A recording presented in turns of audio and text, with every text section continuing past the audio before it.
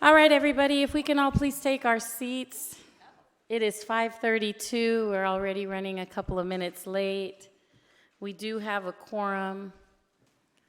Sorry, I didn't mean to startle anyone with that. I didn't realize it would be so loud.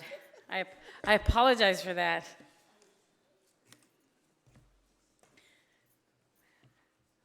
All right, so we're going to go ahead and get started. It is 5:32. I'd like to call this special meeting to order. Madam Secretary, could you please take roll? Virginia Baxter. Here. Vivian Malauulu. Here. Uduak Joe Intuck. Doug Otto. Here. Sunny Zia. Here. Donnell Jones. Here. Oh, I'm sorry. I see what you're saying, Trustee Otto. I should have done the Pledge of Allegiance first before the roll call. Sorry about that. Student Trustee Donnell Jones, could you please lead us in the flag salute? Sorry, it's a bit out of order. I pledge allegiance to the flag of the United States of America and to the republic for which it stands, one nation, under God, indivisible, with liberty and justice for all. Trustee Otto, would you like us to take roll again? Sorry? Would you like us to take roll again to do it right? No, but could we do the Pledge of Allegiance backwards because we missed it? All right. At this time, we will go to public comments on agenda items. Madam Secretary, do we have anyone with public comments? We do not. All right, thank you. I do see guests in the audience, so I'd like to welcome everyone here to our meeting. And at this point, we're going to move on to item 1.5.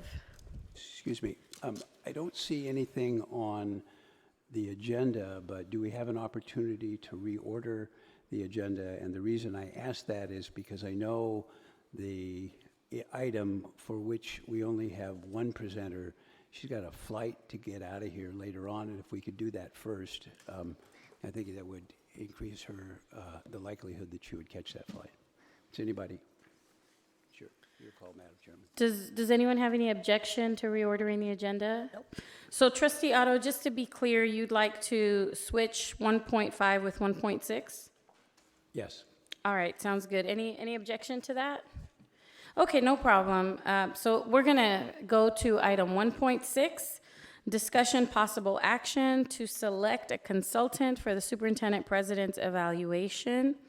And at this time, I would like to defer, I believe, to Vice President Jean Durand. Would you make an introduction, or Trustee Otto, would you like to make this introduction?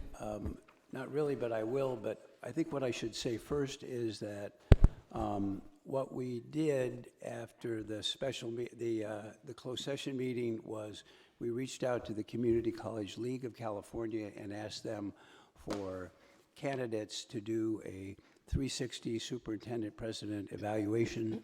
They gave us 5 names.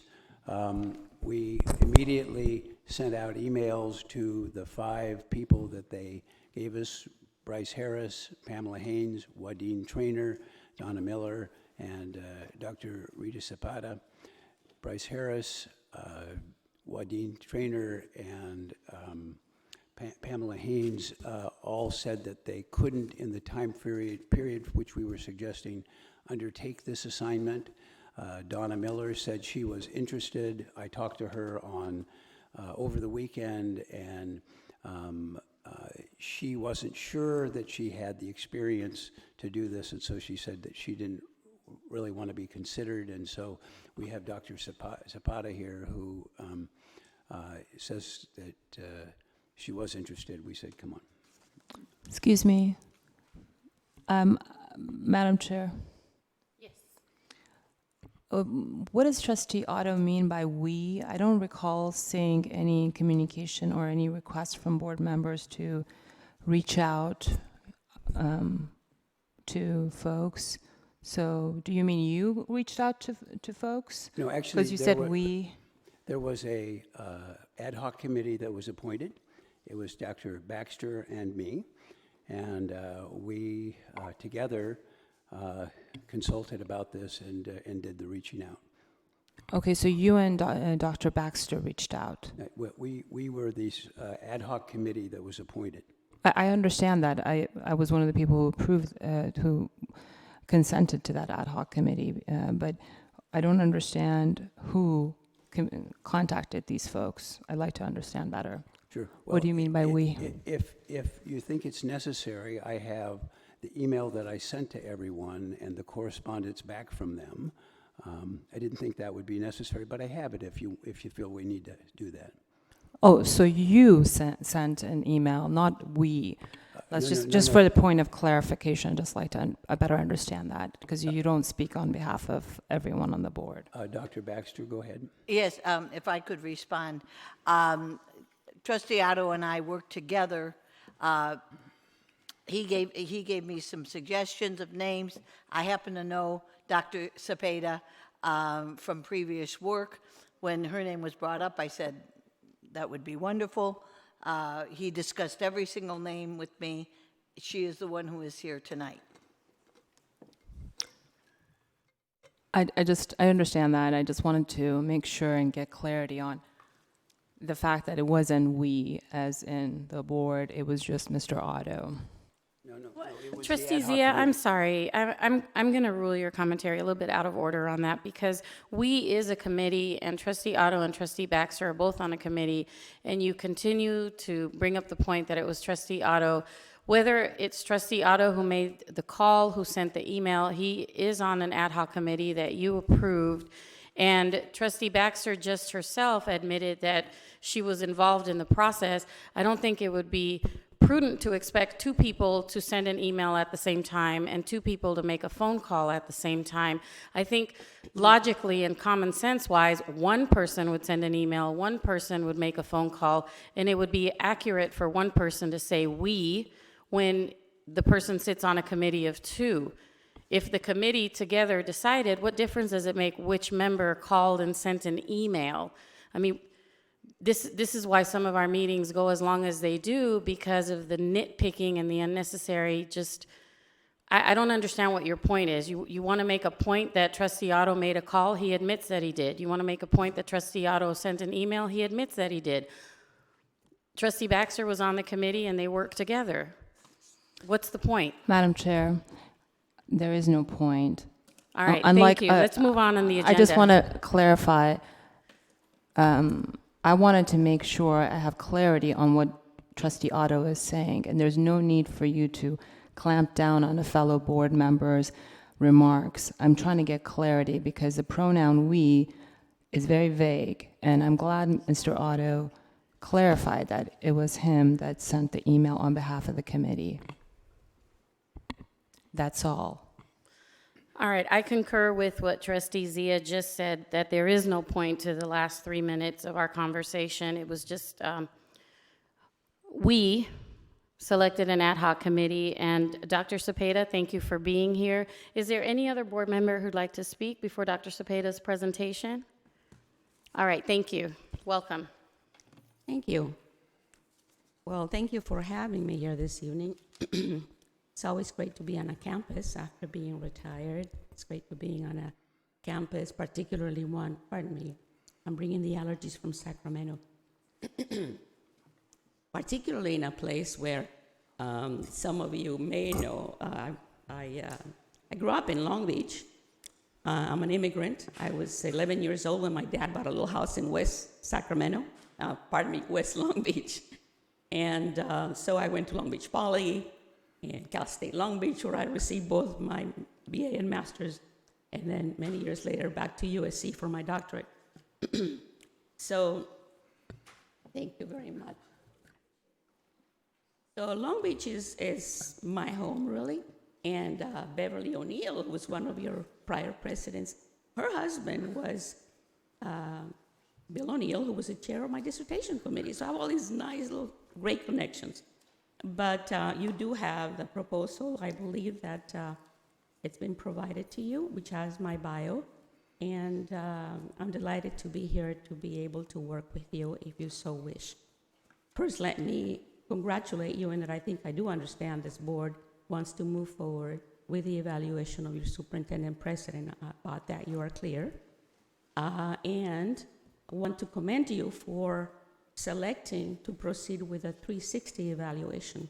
There are, as you know, many ways in which you can evaluate your superintendent, and for that matter, each other, since you also have a requirement to evaluate yourselves as the board.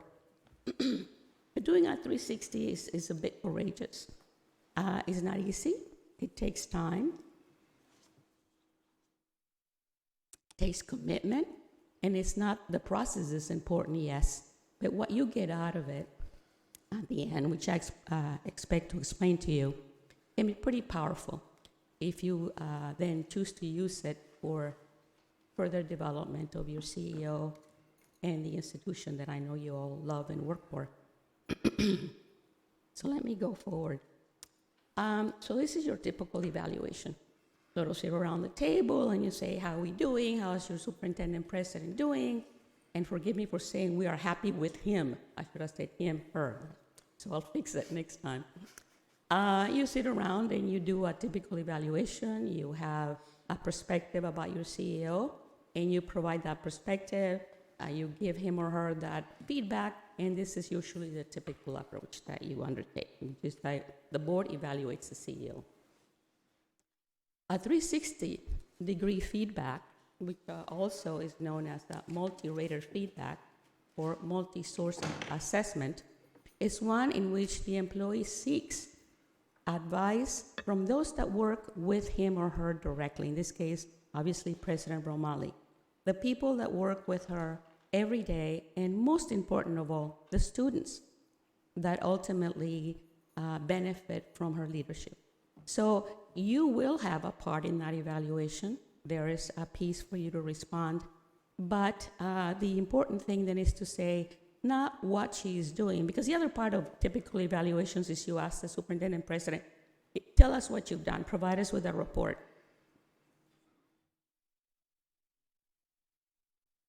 And you get a litany of all the things that have happened. Well, that's the what has happened.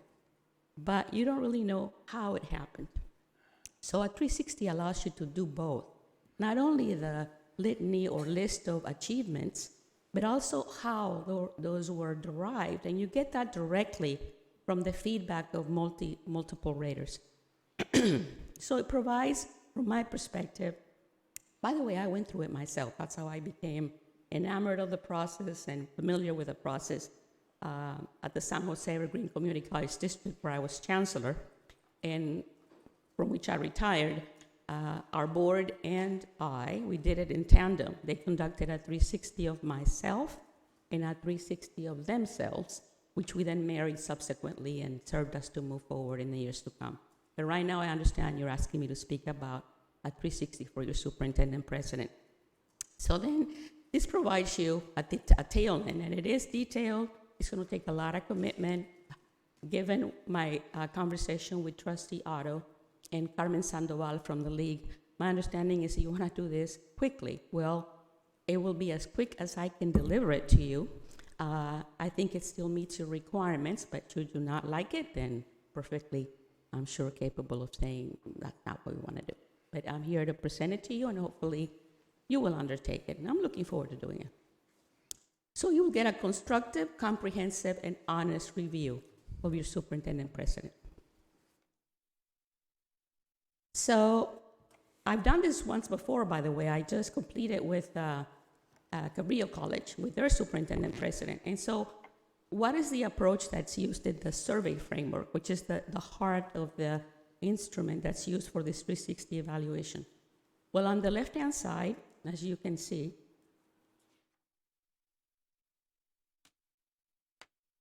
I began with the competencies or established competencies by the American Association of Community Colleges. As you may know, they have done this now. I think the first time they did such a piece, I was on the AACC board. It was eons ago, like 2005, maybe earlier than that. And community college leaders around the nation identified what they considered to be critical competencies for the superintendent president. And they went insofar as to identify superintendent president or president for 1 year. By the way, they have some for other leaders like the VP, faculty, and so on. They did an extensive piece.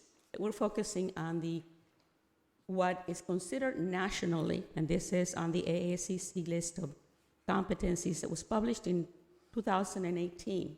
As a matter of fact, November 2018.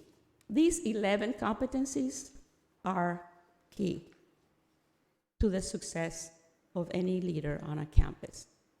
The organizational, obviously they're all very well defined. I'm just giving you the headings. Organizational culture, the person has to have a great deal of acumen in terms of institutional policy and legislation. Student success, I'm hyper focused on that because that's my true north. Institutional leadership, institutional infrastructure, that goes into your bond passages, your facilities, the ability you have to teach the students with the facilities you have and the equipment. Information analytics, how well does the superintendent president utilize data for decision making?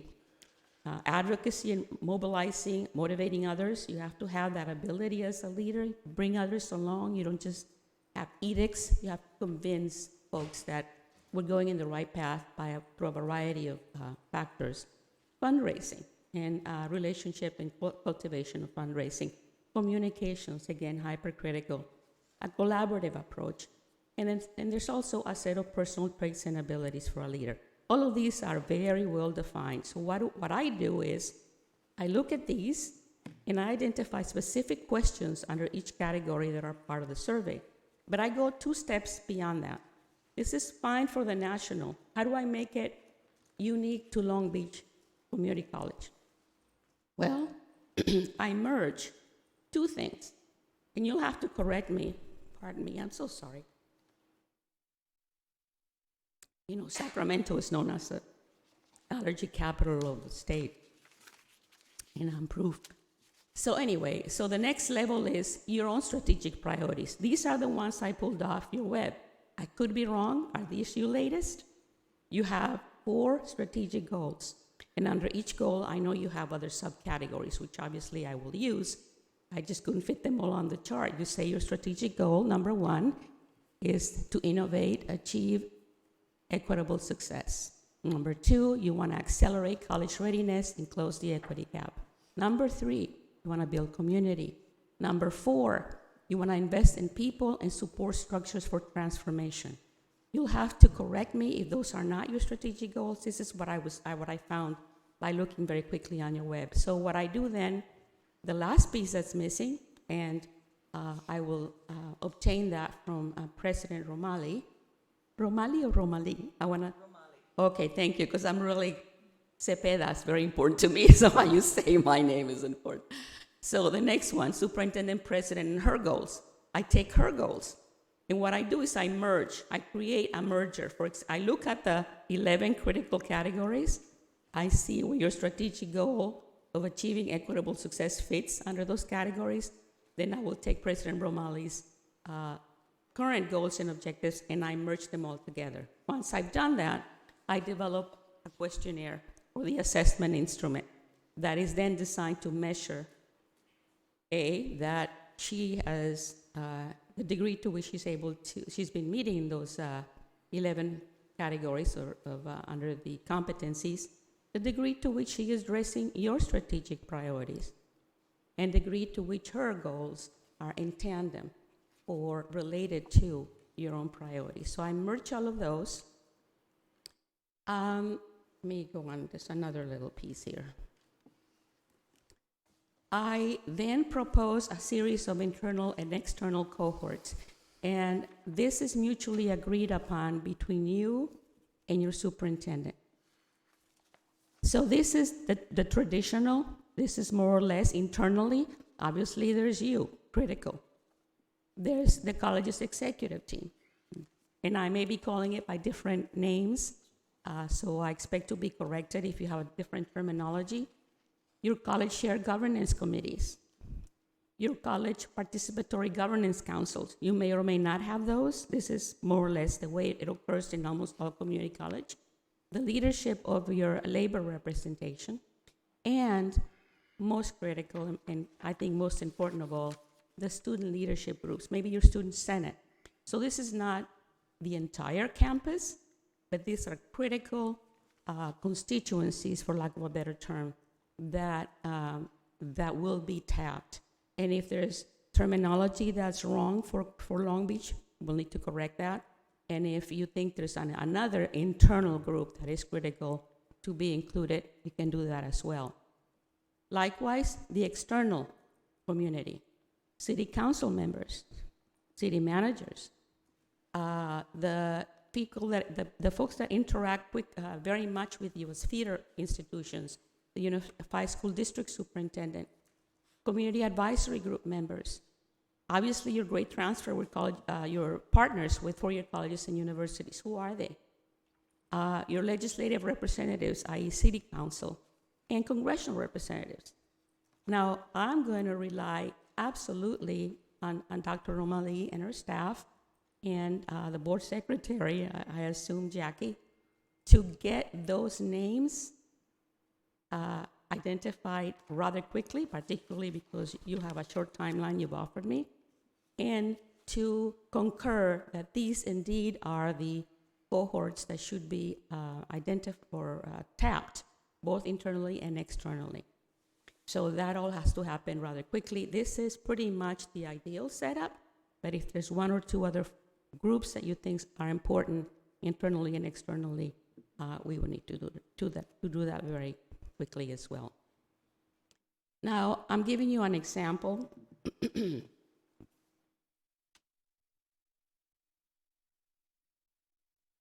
Of the kinds of questions that are used.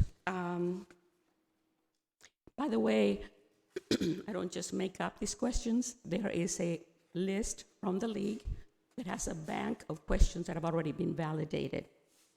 More often than not, I find enough from that source to create the survey instrument. But there's another way in which we make this valid, and that is that we conduct a pilot test first.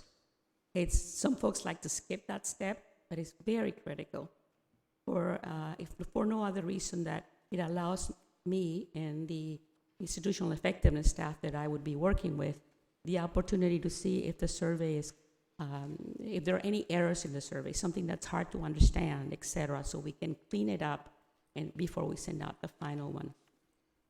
Oh.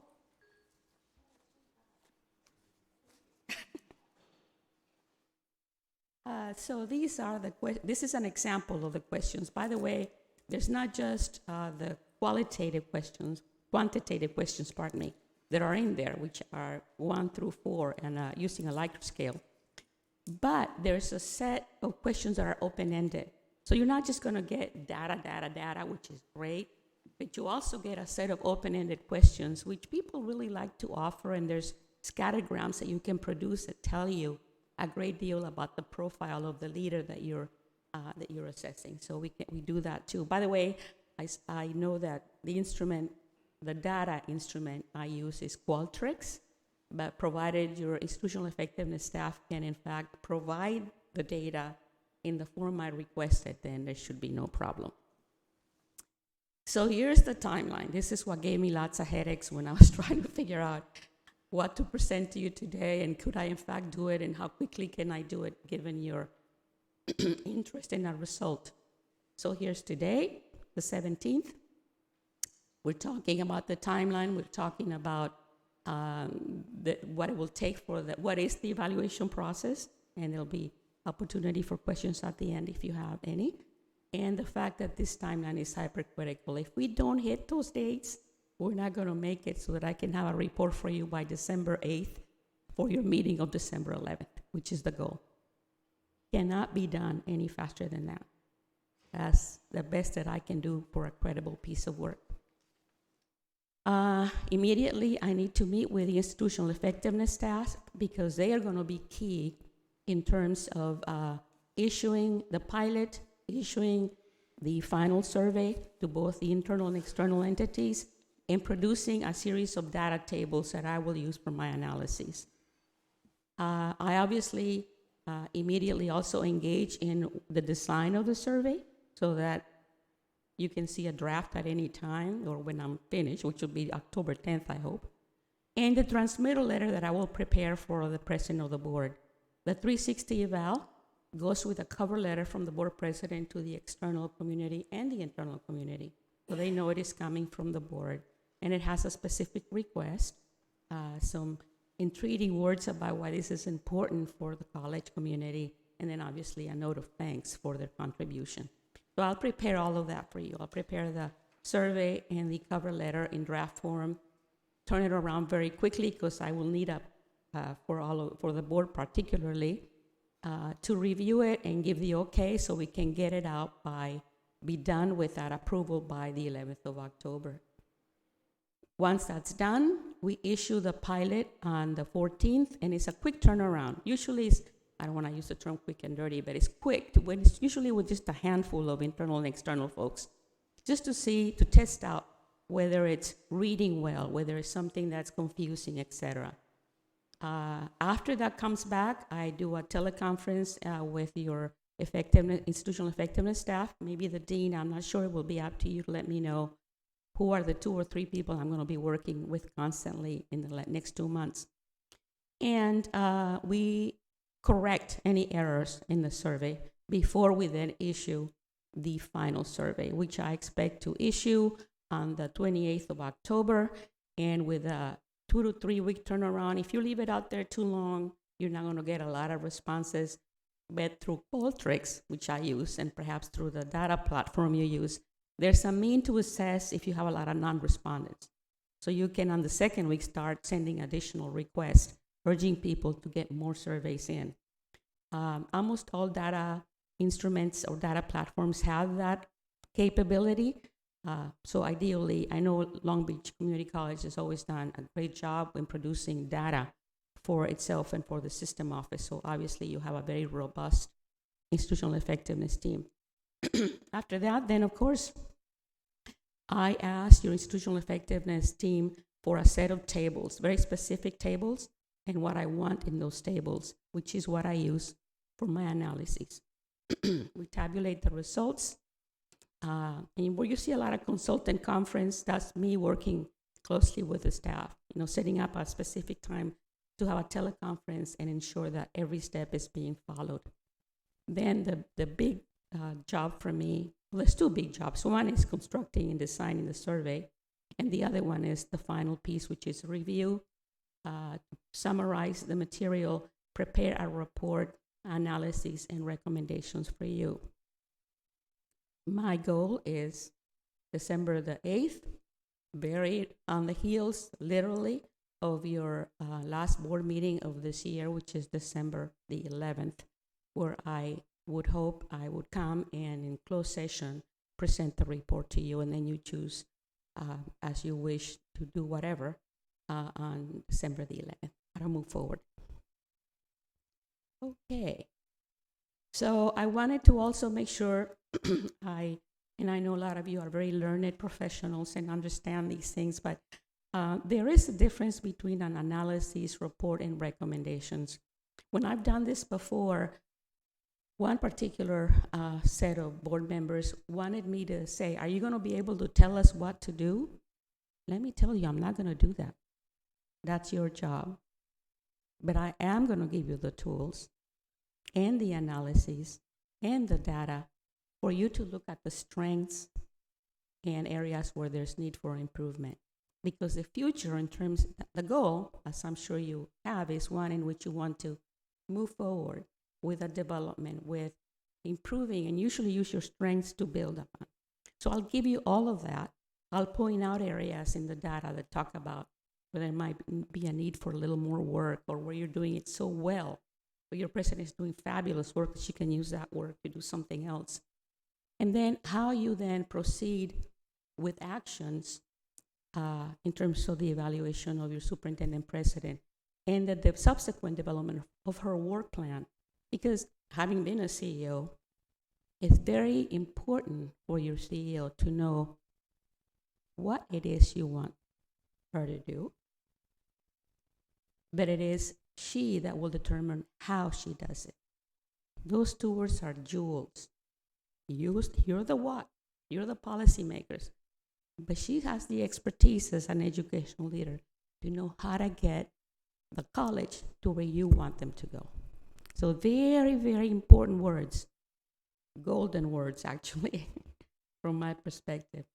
So here's what we're talking about, that it's called path to value. I'll get you the data, I'll give you a reporting, I'll do the analysis, and it will give you all the information to get to a decision and an action, which ultimately will result in value for your institution. And let's face it, most important of all, for your students. You're here for them and only them.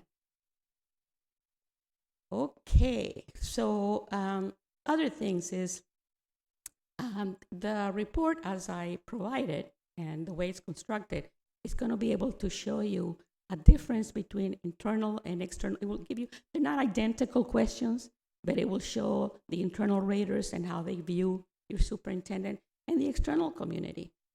And so you'll be able to sort of see them side by side and be able to determine next steps. This is hyper important for obviously your partnerships with the community in economic development and passing bonds and so many things. And it will give you some clues about what may need to happen in addition to what you're already doing well. So ideally, especially in places where the superintendent has been there for a long time, the evaluation becomes pro forma. You know, it's a deadline, you meet it, you do it, contracts develop, you move on. But while you meet the requirements of the evaluation as a board of trustees, there's really no value in just doing that. If you use what you find and you ask your superintendent to say, here are the findings, come back to us with a work plan for the subsequent year based on these findings, and then you build that on subsequent year, you have something solid. You don't have things that occur to you at the 11th hour or things you think you said but you didn't, or vice versa. So if you get a survey result and you say, this is the profile we've developed, and you go off and develop a work plan based on these that obviously meets your goals as a policy-making board and her abilities as an educational leader to get those goals achieved, then the marriage can be a wonderful thing, and it can be actually fun. And by the way, because you have data, you are able to do something that was very helpful to me, extremely helpful as a CEO. And let me tell you just a little bit about San Jose Evergreen Community College District. We were in serious trouble when I became chancellor of a multi-college district. But the board had a great deal of courage to face what needed to happen and to work awfully hard for 5 years to turn things around. But the way we also did it, it was a lot of work, is that quarterly we would find out where we were. There were no surprises at the end of 12 months because I, as chancellor and your superintendent, on a quarterly basis would come up with a dashboard on the various things that she had said she would do and say, we're doing really well, we're moving in the right direction, or we might be able to adjust things if we maybe had made the wrong call. So there are no surprises, and there's constant moving. At the end of 12 years, you know exactly where you are. You're not expecting certain things from your CEO, and vice versa. Your CEO is expecting certain things from you, but you have a constant ongoing monitoring. So evaluation is not a one-time thing. It's supposed to help you and serve you throughout the entire year. And so that's it. Do you have any questions of me that I can answer at this point? And I am. Yeah, thank you so much for the presentation. Really appreciate it. I know we were open-ended in the availability of the 360 of the board and the superintendent. Can you talk about how they would function separately but together? Is that my understanding? Well, ideally, whether you use me, period, or not, it would be great if you conducted her evaluation and also did a 360 on yourselves as well. You are, I don't want to use the term married, it's not a good term, but working in tandem for one thing. You as elected officials represent your community and the students are your true north. You are the policymakers.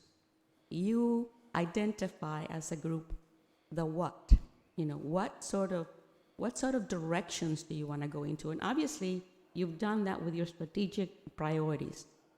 But you rely on your superintendent to tell you the how. You don't say to her, and I'm going to hesitate. Trying to find the slide with your strategic priorities. There we go. Your strategic priority number 1, and I'm just going to pick that one. Innovate to achieve equitable success. That's your what. You've given her a policy direction. But you don't then say to her, and President Romali, I want you to do that by doing this and talking to this person and doing that and using this much money, etc. If you do, then you're really robbing her of the ability to do the work. I'm being very blunt and honest, but thank you for asking the question, because you hired her for expertise in getting, as an educational leader, in getting something done. You're the policymakers. You're not managers. You are you're elected officials. But you hold her accountable to achieve those things by doing a series of things and developing a work plan to get you there. So that's basically what I mean. And if those things are understood from the very beginning, it can be a wonderful thing, particularly when you're going along the path and every quarter or so, you see that you're achieving together because she is delivering, or it may need tweaking, or etc. And it's always, obviously, with your ultimate litmus test, is it working for your students? Thank you. And just to clarify on the timeline you gave us, and then the cost estimate, that includes doing both functions of the superintendent president and the board? No, it does Evaluation not. will be done, that's only, The timeline that I presented to you and the cost estimate is, those are the league's standard costs. So I have not done a single thing in here to deal with the 360 board evaluation. In a way, you had, my understanding from Trustee Otto was that your priority was to get the evaluation of the superintendent taken care of, which I'm doing, and which I will do if you so wish. And to get that done, that they charge that rate, and then the league has a percentage, whatever that they charge as well. So it's the league on call's own estimate. And I break it down into hours, and then each hour of work that each of the deliverables will take. I guess my last question, if you were going to do both, I agree the superintendent president is a priority between the two. What would be a potential parallel timeline, or would it have to be afterwards, starting in December? That would be ideal. I could probably start as soon as I finish the other one, or I can even maybe, I'm trying to see if I could do both well. I would provide a separate proposal with a separate timeline, and if you want, ideally you should do it right next to each other, maybe with a little crossover. And a lot of the things that I think, obviously it's a whole different survey instrument, same process. The last one I did had, I think, 87 questions for internal and external community. The groups might change a little bit because you're elected officials. You may have other areas you want to tap. But the process is basically similar. So there's not a lot of reinventing many things. And my work with, having done work with institutional effectiveness staff would obviously make it a lot easier to proceed. Point with of order. Madam Chair, I don't think it's appropriate for us to talk about a non-agenda item. The Board 360 evaluation is not agendized, and I feel like we're veering off from the superintendent's evaluation, which is this item, and I don't feel comfortable with this discussion. Okay, thank you. I think it's appropriate. Do you have any additional questions? No, that was my last question. Thank you so much. Thank you. Okay, Trustee Baxter? Well, even though, Trustee Zia, you don't think it's appropriate, what struck me as you were making your presentation is how much I'm a bottom line person. How much more would it cost and time to do also a board 360? Because we also have to do our evaluation. Yes, that's a And it was, requirement, yeah. I hate to tell you, it was due in June. So, yeah. So, I mean, ballpark, I mean, yeah.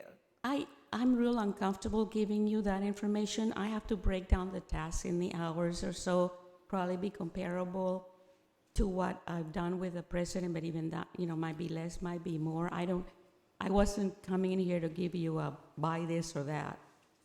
Explain the process to you, and if you... Have you ever done both at the same time? Yes, I did it with my own Board of Trustees of San Jose Evergreen Community College District. And we followed it, and in fact, we presented at the league a couple of times on how we did it, when we did it, and what we got out of it. Thank you. Yes. Anyone, Trustee Zia? Yes, perhaps we can agendize another item for the Board 360 evaluation. I want to thank you, Rita, for being here tonight. Thank I've you. heard great things about you from Trustee Malauulu's predecessor, Irma Urchuleta. I understand you were her mentor and a big endorser of hers. So I wanted to ask you, as far as this process is concerned, a couple of questions. One is, how many institutions that are similar to ours have you done a 360 of the superintendent president? And also on your slide, if I don't recall seeing page numbers, the ones that you had stakeholders, if you could pull that up, I had a question on that. Okay. So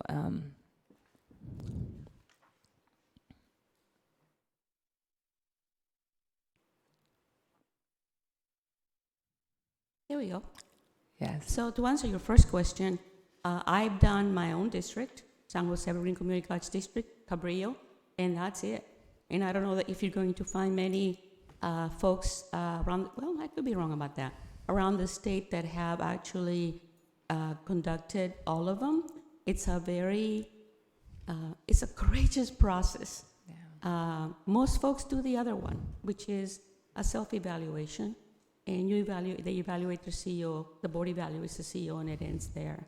The 360 approach is one that's sort of taking hold, I would say, in the last 5 to 10 years in community colleges, not in the business world. They use it a lot in the business world because it is, I don't want to say cumbersome, but it is comprehensive, and it takes a lot of courage to have a broader group of folks reflect on your performance. So that's it. I think the league might be able to tell you if there are any other colleges that have done a 360 besides the ones I mentioned. Okay, so you've done 2 in the Yes. past. Okay.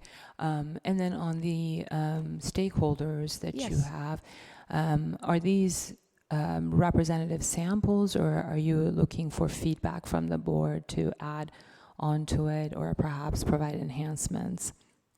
These are the idealized, if you ask those folks internally, you're asking the board, obviously, hypercritical. You ask the executive team that works very closely. The shared governance committee, that's AB 1725, you file the law, et cetera, the labor groups and the students. You sort of get everybody. In the participatory governance councils, you'll get faculty, you'll get folks from a variety of areas all being represented there. Student services. So that's what you already have a group that is representative of the entire institution. Then of course labor, and then this. I usually it's not asking all the students, all 30,000 or so that you have, but you ask your student leaders. I'm referring to provide. the external ones. Oh, forgive me. Yeah, I wasn't clear. It was my those- fault. Those are pretty much the group, the external constituencies that should work with and know about your college. So the city council, the school district, obviously the transfer institutions, your partner institutions, the four-year colleges and universities and K-12 are hypercritical, and then obviously your legislative elected officials like city council, city manager, not city manager, congressional representatives and so on. Yeah, That's that was my out question. traditional. That was my Pardon? question. Like, I don't really see a necessity for a city manager the city managers per se, but we do work with industry. For example, we have partnerships under our College Promise 2.0 with the Port of Long Beach and 60 other industry partners, perhaps representatives from there. City Those come man- under the community advisory group members. Okay. Yeah. So that's how you're going to capture. Exactly. I gotcha. Yeah, those are. Okay. Sometimes you have a hyper council that has all these labor reps and business leaders, or you may have individual approaches. What I would need from you and your superintendent is who are these folks, and if you see a group that's missing, that's an external partner with this institution, then obviously you would need to provide that. Perhaps the county County County folks? of Los Angeles, yes, because we work with them on our homeless students support services with Supervisor Han's office. So perhaps we can also tap into that external stakeholder. Thank you. Thank you so much. You're welcome. Trustee Otto? Dr. Cepeda, did you recently do a superintendent president evaluation at Cabrillo? Yes, I did. Can you tell us about that? Well, it's a great college, first of all, and the Dr. Matthew Wetstein, I will make sure I pronounce names correctly, he's doing a fabulous job there. It's not as large, obviously, as Long Beach Community College district and the nearly 30,000 students that you serve. But we used those entities as we did. I provided the material to the board and to the superintendent, and they proceeded after that. There were some findings. Is this public? I think. Let's see. There were few surprises because in the findings, there was one little one in which the president superintendent, as he ranked, because by the way, your president gets to evaluate herself as well. She viewed, one of the things about this piece is how much you learn from the way others see you. And so he had a pretty high idea of how the community saw him. And I did, in fact, think of him very highly. But it was just a little bit higher than how the community saw him, let me put it that way. So that was kind of a shocker for him because he's very much out there in the Cabrillo area. But they were, and so I identified some of those.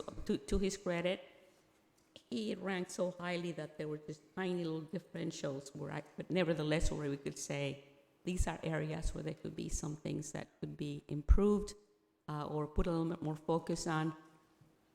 The other thing we found that I would want to do better this time is that we didn't get as large a response from the students, the student cohort, as I would have wished. So I think this go round we need to make extraordinary effort to make sure that in the 3 weeks that we have for response on the survey that the students get intermediary notices to submit information. And when did you do that evaluation? March. I ended in March Of of this year. Yes. Okay. And did you consider that a 360 evaluation It as was well? a 360. It was exactly this model. Okay. So, Anyone else have any other questions?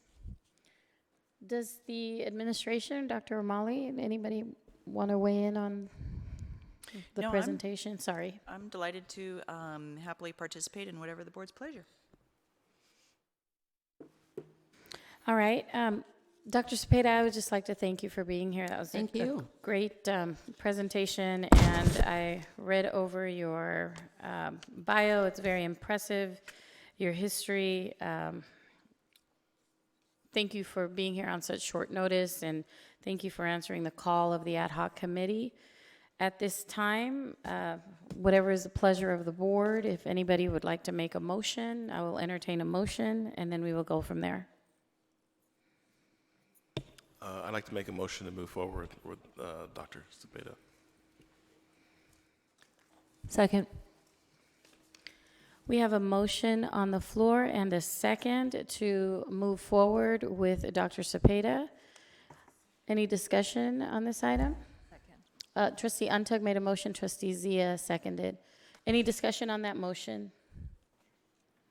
I just have one question. I did have a conversation with Vice President Drinkwine, and just for the benefit of the public, if you could clarify what this motion is and then what will happen as far as staff is concerned after, please, just for in the spirit of full transparency. Thank you. So with your motion, you're going to be authorizing me to move forward to retain and enter into a contract with her, so for those services. With Lee, thank you very much. And that contract will then come back to the board for ratification or approval depending on the total dollar amount of the contract. But in this interim period following your approval, I'll be entering into contract negotiations. We'll arrive upon the written document, and depending on the total dollar amount, that will either be a ratification or approval for you at a future board meeting. Thank you for that. Anybody else on the motion? So we're not voting tonight.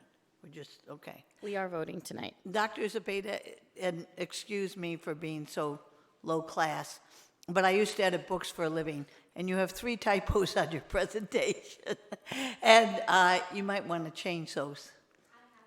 3 typographical errors. The word lead should be lead, and then you have parentheses where you only have one end and not the other. I used to edit books for a living when I couldn't get a full-time job as a teacher.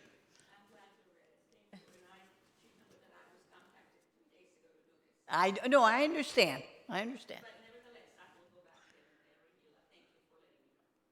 Thank you. Anybody else on the motion? All right, does the student trustee need to weigh in as an advisory vote on this? Okay, so at this time, I'd like to call for a vote. Student trustee? Just for clarification before I vote, we're only considering one person for this opportunity, correct? Correct. It was, she was the only person that's available that the ad hoc committee contacted. All right. Aye. All right. Everybody else, all those in favor? Aye. Any opposed?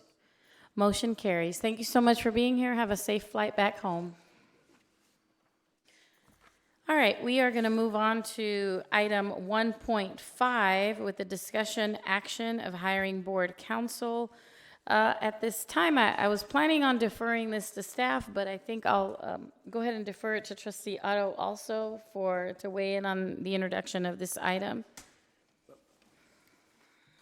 Sure, briefly, the board, without discussing what we did in closed session in any detail, made a decision that we would like to try and have to engage a counsel directly by the board.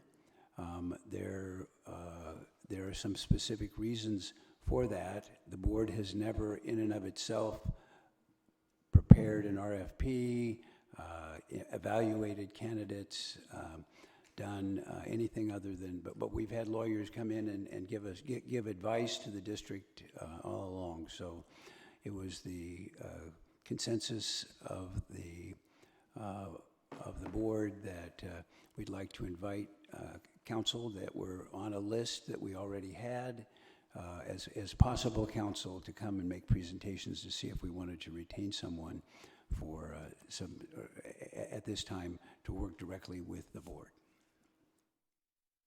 Okay, thank you. So we will begin with presentations, and I apologize, I don't have an order of who will go first, so. I think this gentleman's going first. Yes, you're welcome. Okay, I don't have that, sorry, Madam Secretary.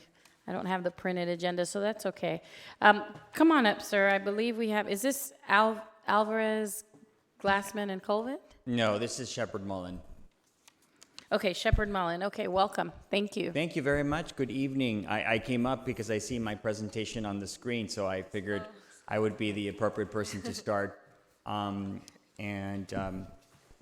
have a brief presentation that's in the form of a PowerPoint And I also had the opportunity to transmit some materials to the board as well through the secretary, and to just briefly describe what I transmitted. What we have is, as Trustee Odo mentioned, we have been included as part of the pre-approved vendor list for legal services for the district.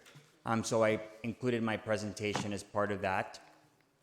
I also highlighted several biographical data for the team that I think would be appropriate relative to any labor issues, and also the evaluation that is being contemplated relative to your executive team. I also have a cover letter that describes in a little bit more detail and highlights some of the experience that we have.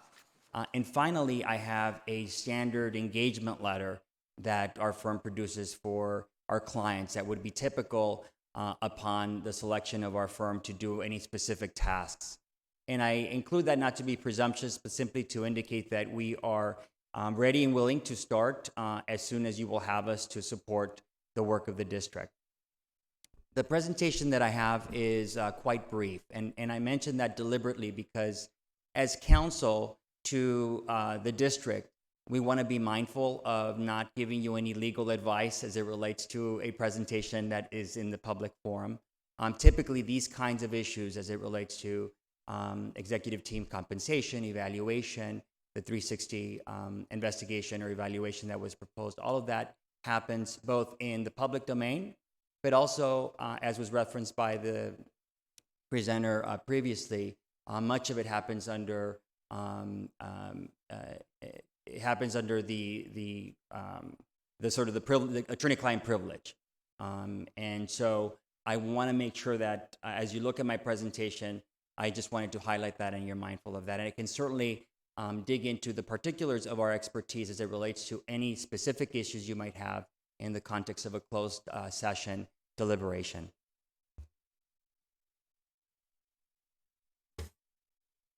First off, I want to say that our firm is nationally recognized law firm. We've been around for almost 100 years. We were founded in 1927, the same year that the district was founded. We have offices all over the country, but we were founded in Los Angeles, and so our deepest bench, so to speak, is in California. We also have a team of lawyers that are really focused in representing educational institutions, both universities, colleges, and community colleges throughout California. At any given time, our attorneys are handling labor matters for college districts in our office in Los Angeles on a whole array of complex issues. Sometimes it has to do with the issues of hiring, other times it has to do with the issues related to evaluation and so forth. And so we have about 70 lawyers in our firm that are focused exclusively on these types of labor issues. Myself, I am not a labor and employment attorney. I'm a partner at the firm. I've been with the firm for 10 years. And as our proposal indicated, I would serve as a relationship partner for the work to be performed with the district. I've also included my colleagues, Tracy Kennedy and Namal Tantula, who are labor and employment experts. Tracy in particular has over 30 years of experience, and she would be the partner in charge of advising the district relative to any labor matters. Shamel as well, Graham in my office, she's part of my team. She would also be able to assist us on any additional matters that might arise as part of our representation. We take the issue of diversity very important. We take the issue of the experience not only as it relates to compliance matters, but also litigation. And we think that attorneys that have experience in the litigation context can bring that experience to bear as it relates to any compliance matters. And I wanted to particularly highlight Tracy Kennedy's trial experience, and her bio that's included in the packet has plenty of information substantiating her expertise in the area. As I mentioned earlier, in terms of the work that we do, I said much of the work that's going to happen relative to a potential engagement in this matter is going to happen in closed session. As it relates to that, I think it's important for us to spend some time not on the clock, understanding what your objectives are, understanding what this particular board's values are relative to the needs that you might have, that are pressing for the district. And being able to better understand that, I think, informs how we balance us as your counsel and a practical advisor to the objectives that you might have. And it's a balancing act that I think is important that we bring to bear in every work that we do. And much of that work may happen, as I mentioned, off the clock. Also, we understand your business. As I mentioned, we represent a whole array of educational institutions throughout California, community college districts in particular, and very much in this area of labor and employment. The other piece that I wanted to mention is the issue of transparency. We often balance the need of making sure that whatever decision process you are deliberating also happens in the context of what the values are and the integrity that you want to project and the sense of trust that you want to project to your constituencies, the student body, your executive team, et cetera. And we understand that importance, and we typically work with you to make sure that we're thinking about that and approaching the issues that we might need to resolve through that lens.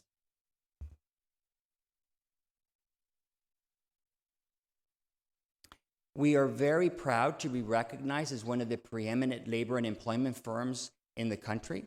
That's very important to us. We represent Fortune 500 companies, in addition to the educational institutions that we work with. And of course, that array of experience is really critical as it relates to some of the key issues that were discussed today. My hope is that I also have an opportunity to talk to you about some of the pitfalls that we see relative to these 360 evaluations.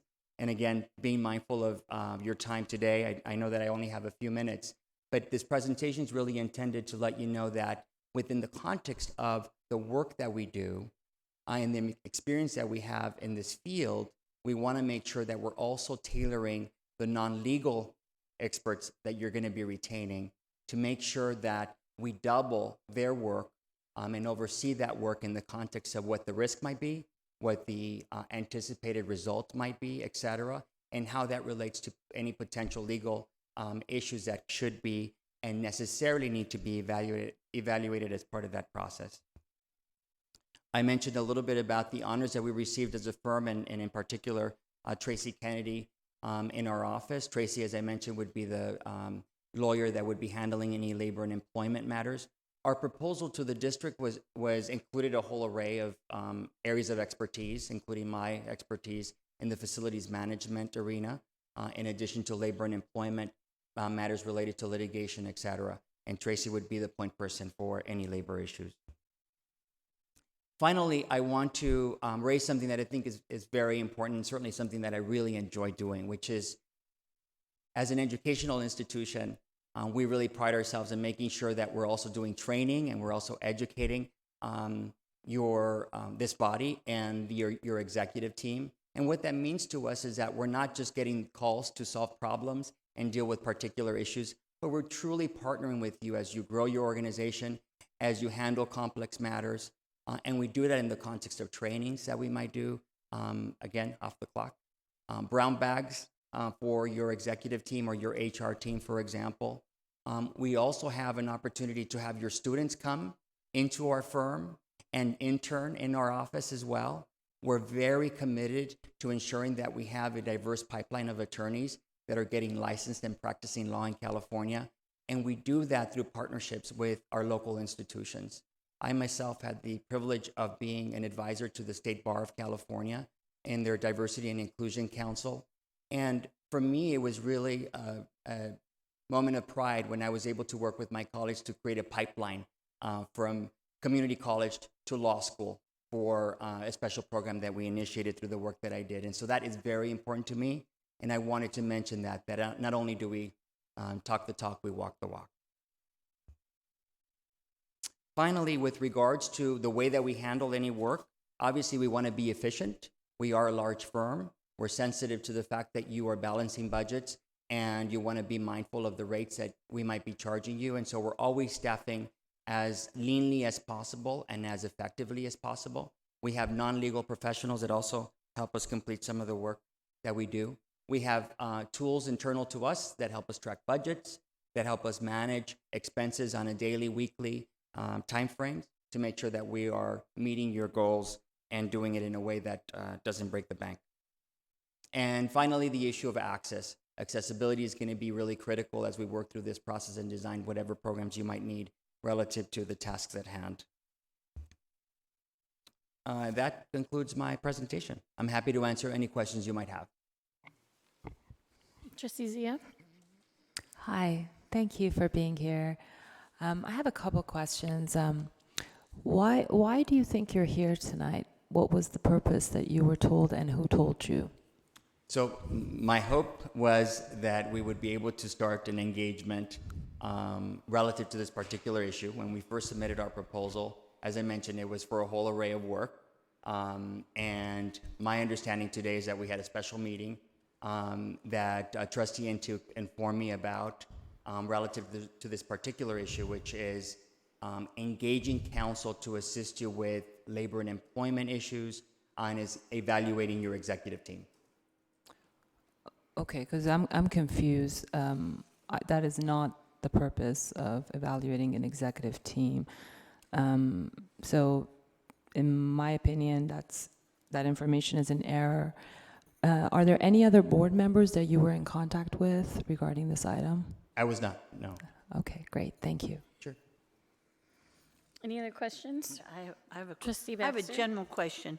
Who created this chart? I can answer that question, Trustee Baxter. At the end of April, we collected proposals from a wide variety of firms in response to a request for qualifications. Okay. The list you have before you are those firms who were pre-qualified. And so that chart indicates the firms, and then it also indicates in the left-hand column those areas of expertise as indicated by each of those firms. So, for instance, for this firm, we'd see that they're about 7 in from the right, and that they have identified 4 areas of expertise. And so this indicates to you that they have all been pre-qualified through a procurement process. Oh, okay, so Shepherd Mullen is experts in 4 areas, not 1 area. See, I got thrown off because it says student affairs, and it looks to me like that was the 1 area you were expertise, but it's actually the opposite. Your expertise in 4 areas and not in 1 area, so. That's correct, That's trustee. a good thing, that's a good thing, okay. Thank you. Anybody else? All right, thank you very much for Thank your you very much. presentation. Really appreciate your time.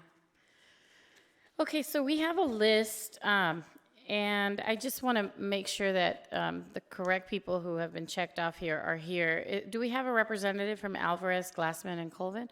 Okay, so you're going to go next, because it should have been in alphabetical order, but I got the list after the previous gentleman was up. And then Best, and Krieger. Okay, so you will be after that. Leal and Trejo.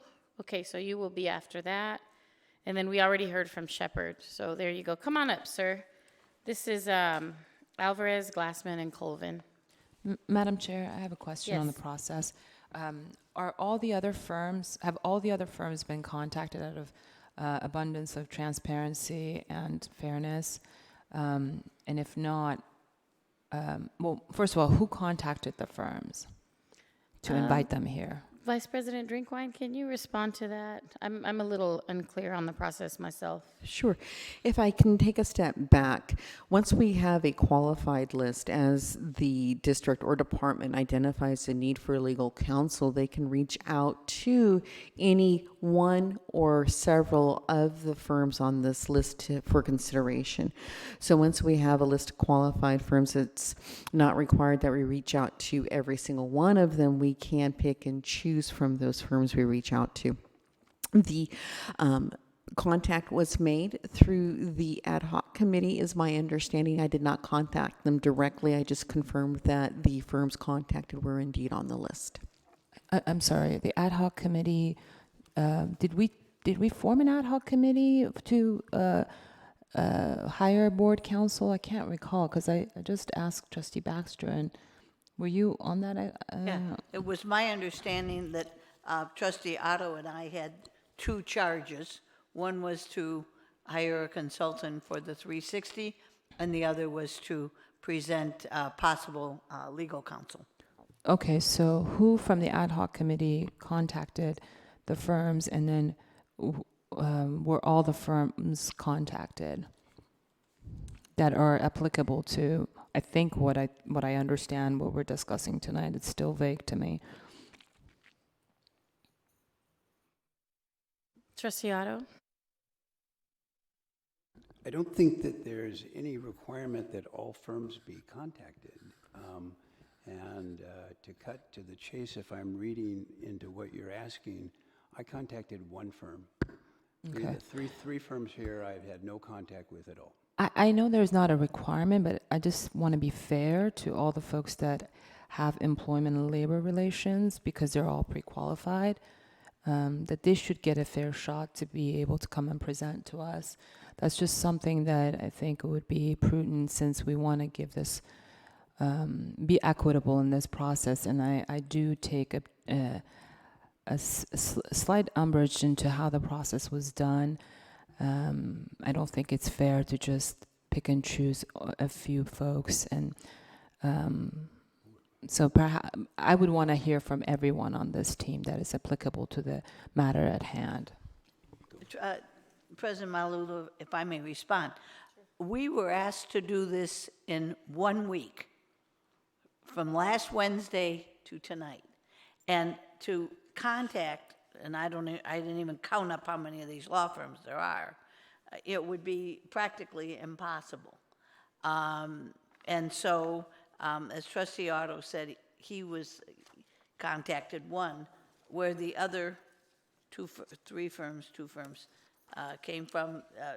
Trustee Ntuk, you contacted Shepherd Mullen? Yeah, okay.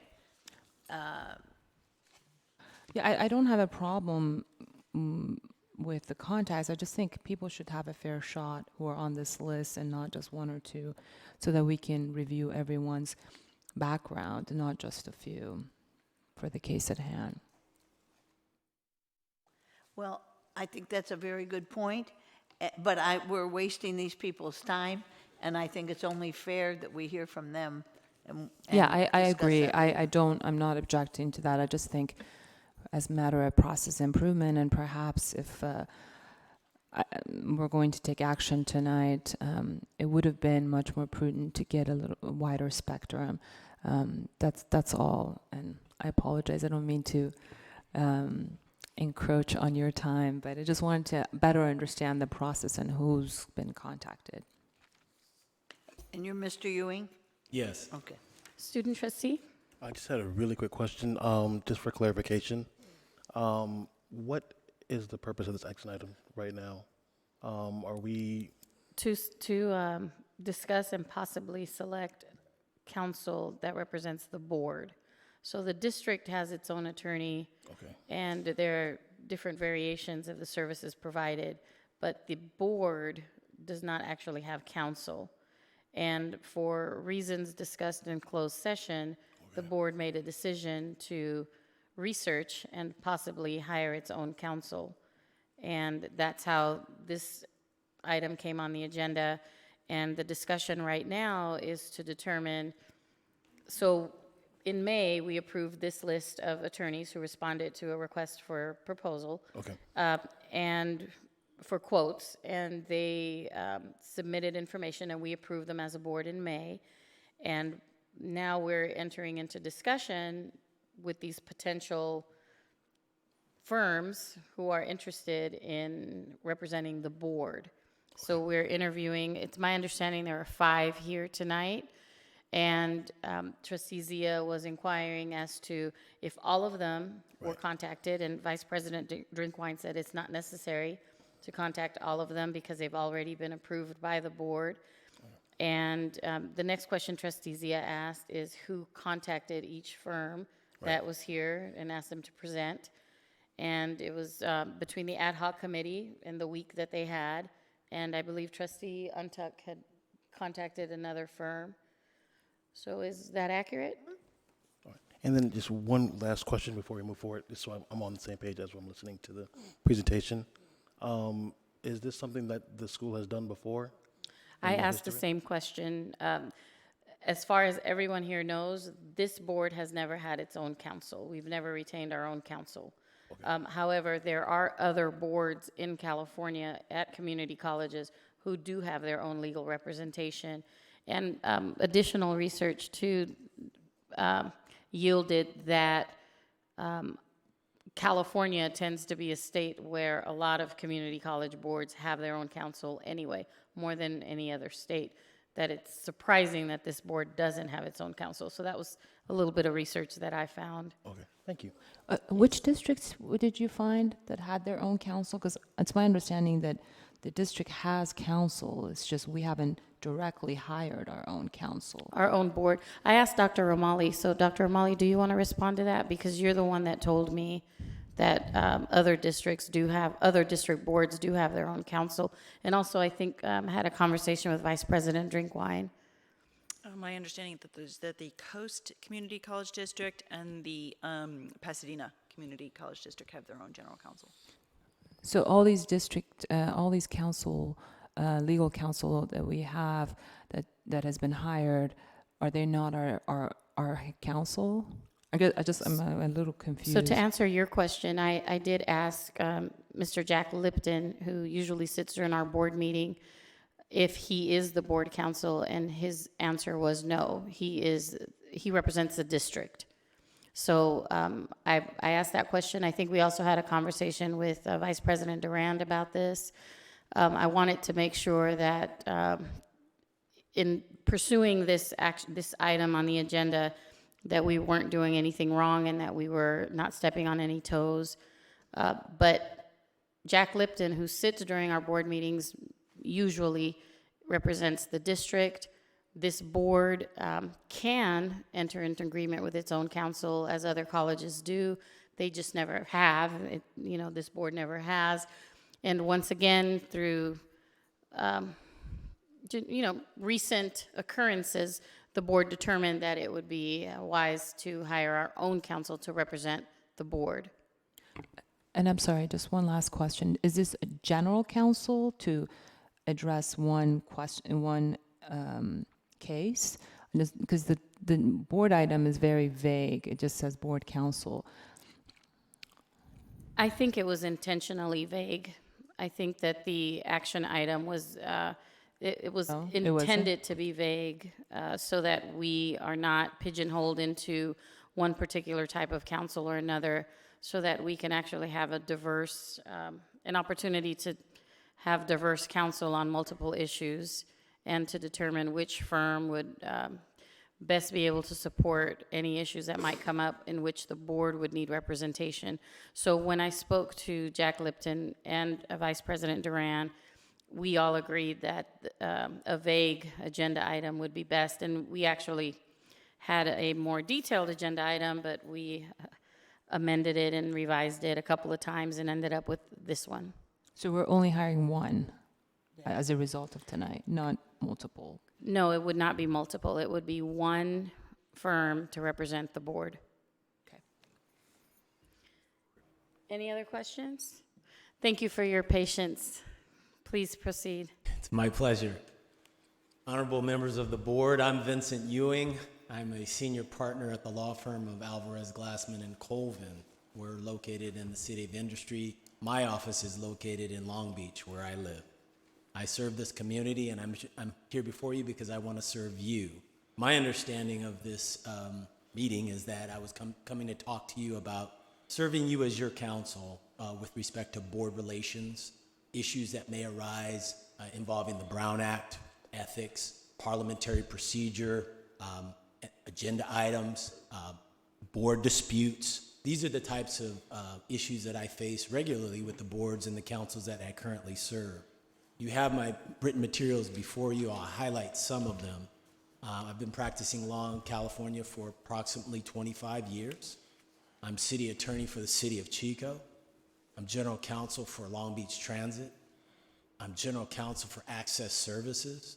I'm special counsel for Long Beach Unified School District. I used to work here. I was the purchasing and contracts deputy director. My daughter attends this junior college. I attended junior college at Santa Monica City College. I graduated locally from UCLA. I live down the street in the Lakewood Country Club area, so I won't have to catch a flight, so you have time to talk to me if you want to afterwards. I will let you know for purposes of transparency, I've interacted in my prior relationships with Madam Board Secretary Hahn. We once knew each other when I worked here. I've interacted professionally with Board Trustee Zia in her capacity in a different role, in my capacity in a different role as Special Counsel for the City of Long Beach. The same for Board Trustee Intuk. The same for Board Trustee Otto's wife, who used to serve on the Long Beach Transit Board, who I used to advise on a regular basis. So I'm familiar with what I think is what you're seeking here. A lot of the conversations that I have with persons such as yourselves are in closed session, and they're dealing with matters that are covered under the Brown Act but that are allowed to be in closed session. Briefly, a little bit about our firm. So we're a 20-attorney firm. We're minority-owned. We have 13 support staff. We're a family. I'm one of the stakeholders. So that's 20 attorneys, 13 support staff. I know everybody's name and everybody knows me. As I said, we're local, and we seek to serve your interests at a cost-effective and efficient manner. And as I said, I've been doing this. I do this regularly. I zip up and down the state. I catch my flight out of Long Beach Airport. I get to Sacramento. I drive up to see my clients, and I zip back down. I do that on a regular basis, and I've been doing so for the last 6 years. I don't want to belabor my points. I'm very interested in motivating and serving you. You serve my community, and I want to do the same thing as one of the constituents of that community. So I thank you for your time. Do you have any questions? Thank you very much. Any questions, comments for this gentleman? All right, thank you very much. I do want to thank you for your transparency in mentioning the trustees with whom you have worked with in the past. I think that was really good of you to do that. You didn't have to, but you did, so I appreciate that. You're welcome. I Trustee do. Zia? Sorry, Mr. Ewing. I'll ask the same question out of fairness. So, how did you find out about tonight's agenda item, and who contacted you? Sure. So I regularly monitor your agenda, and I also happen to be reaching out to Board Trustee Intuk. He said, take a look at our agenda. There's something on there that might interest you. I also had reached out to Vice President Drinkwine. I'd also reached out to Bob Raposa, who's now in an office that I used to work in. Had a conversation with Bob. He brought to my attention that something along these lines might be coming down the pipeline. So based on those conversations, religiously, I make sure I take a look at the agenda to see what's coming up. That's the best way that I discover RFPs, procurements, and what opportunities are rising in the different communities that I serve in Southern California and in Northern California. Thank you. You're welcome. Thank you very much. All right, the next presentation will be Best and Krieger. Welcome. Good evening, Madam Chair, trustees, President Ramali. My name is Ruben Duran. I'm a partner with Best and Krieger. I will answer the question first before we start. I got a call from Trustee Otto sometime, past 4 or 5 days, informing me that the board had met in closed session and, as you indicated, had given direction for the board to seek board counsel. This is not the first time I've been in front of the board. It's a little bit different composition of the Board of Trustees. When I was here 4 years ago, maybe 4 or 5 years ago, I was privileged and honored to provide Brown Act training to the board and your staff. I think we had a 2-hour session, if I'm not mistaken. It was a lot of fun. I got to roam around the well there, and I'm feeling a little constrained at the podium, but I will do my best to stay in one place. Best and Krieger is a California-based law firm. We've been around for coming up on 130 years. We have 9 offices in California, 1 in Washington, D.C., out of which about 220 lawyers service almost exclusively public agencies, community colleges, universities, primarily cities. We serve as city attorney to, 45 cities in California. I am the city attorney of Fontana in the Inland Empire.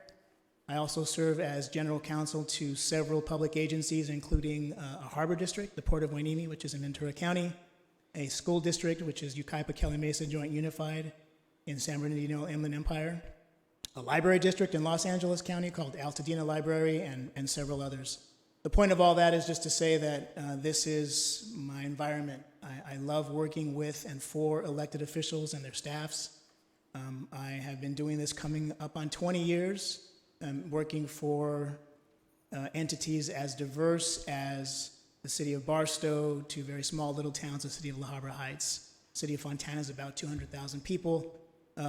And despite all of that diversity, despite the fact that you might have a school district and a city or a special district that provides water, you're all governed by many of the same laws, all of the public transparency and openness and public ethics laws. And so I have developed an acumen and a passion for that stuff, which is why I was here doing Brown Act training for you several years ago. And really what motivates me to work for public agencies is the fact that you're doing the public's good, right? Whether you are educating a workforce or building streets and retail centers, you're making our lives better, ideally, correct? And so I consider it an honor and a privilege to play the role of legal counsel in that environment. I would love to continue working with Long Beach Community College District. I understand that this is a fast-paced, challenging environment. The fact that you don't have a board council is not necessarily fatal one way or the other, but I do understand and respect that if the board has reached a place where you feel like you would like to have one or more people to whom you can turn for issues that are specific to you outside of where your staff turns for legal counsel, then I would be honored to play that role. In playing that role, I understand that the district is the client. I mean, that's one thing that I will say about Dr. Lipton. I used to work with Jack, so I know him very well. And he's correct. Ultimately, my client is the public entity that hires me and the people that they represent. But the client only speaks through individual or groups. And so in your situation, the 5 of you are the highest authorized people to speak on behalf of that entity. Sometimes you delegate that to the superintendent and the president, but sometimes you got to do it yourself. And so I would like to be a part of the team that helps you do it yourself when you need to. I don't have a PowerPoint presentation, but I have some written materials, which is just a brief biographical summary of some of my experience. And the last thing I will say is that this week marks the 1-year anniversary of my appointment to the State Bar Board of Trustees by the Speaker of the Assembly. That is a role that I cherish as a policymaker, essentially sitting on that side of the dais. And I believe and appreciate the fact that it informs the way I do my job now as a lawyer for public agencies, being a policymaker as yourselves. I'm happy to answer any questions you might have. Thank you so much. Any questions? Trustee Zia? I just had a comment. I do remember you, and I really enjoyed that Brown Act presentation that you gave. And yes, indeed, the board composition has changed quite a bit, but somehow you look younger. How do you do that? I didn't recognize my kids you. went off to college, so I'm an empty nester now. Thank you for saying that. I enjoyed myself. Thank you so much. I'm going to ask the question that Trustee Zia had asked of the other presenters. How did you hear about this process, and did any of the board members reach out to you? Just Trustee Otto, as I mentioned in my introduction, just saying, hey, the board might be looking for legal counsel. I do a lot of work for the city of Long Beach, as a matter of fact, and so if I'm not mistaken, the city attorney in Long Beach, Charlie Parkin, may have introduced me to the district 5 years ago. Can't remember if it was through Trustee Zia or Trustee Otto, but I'm glad that happened. It was a fun experience for me.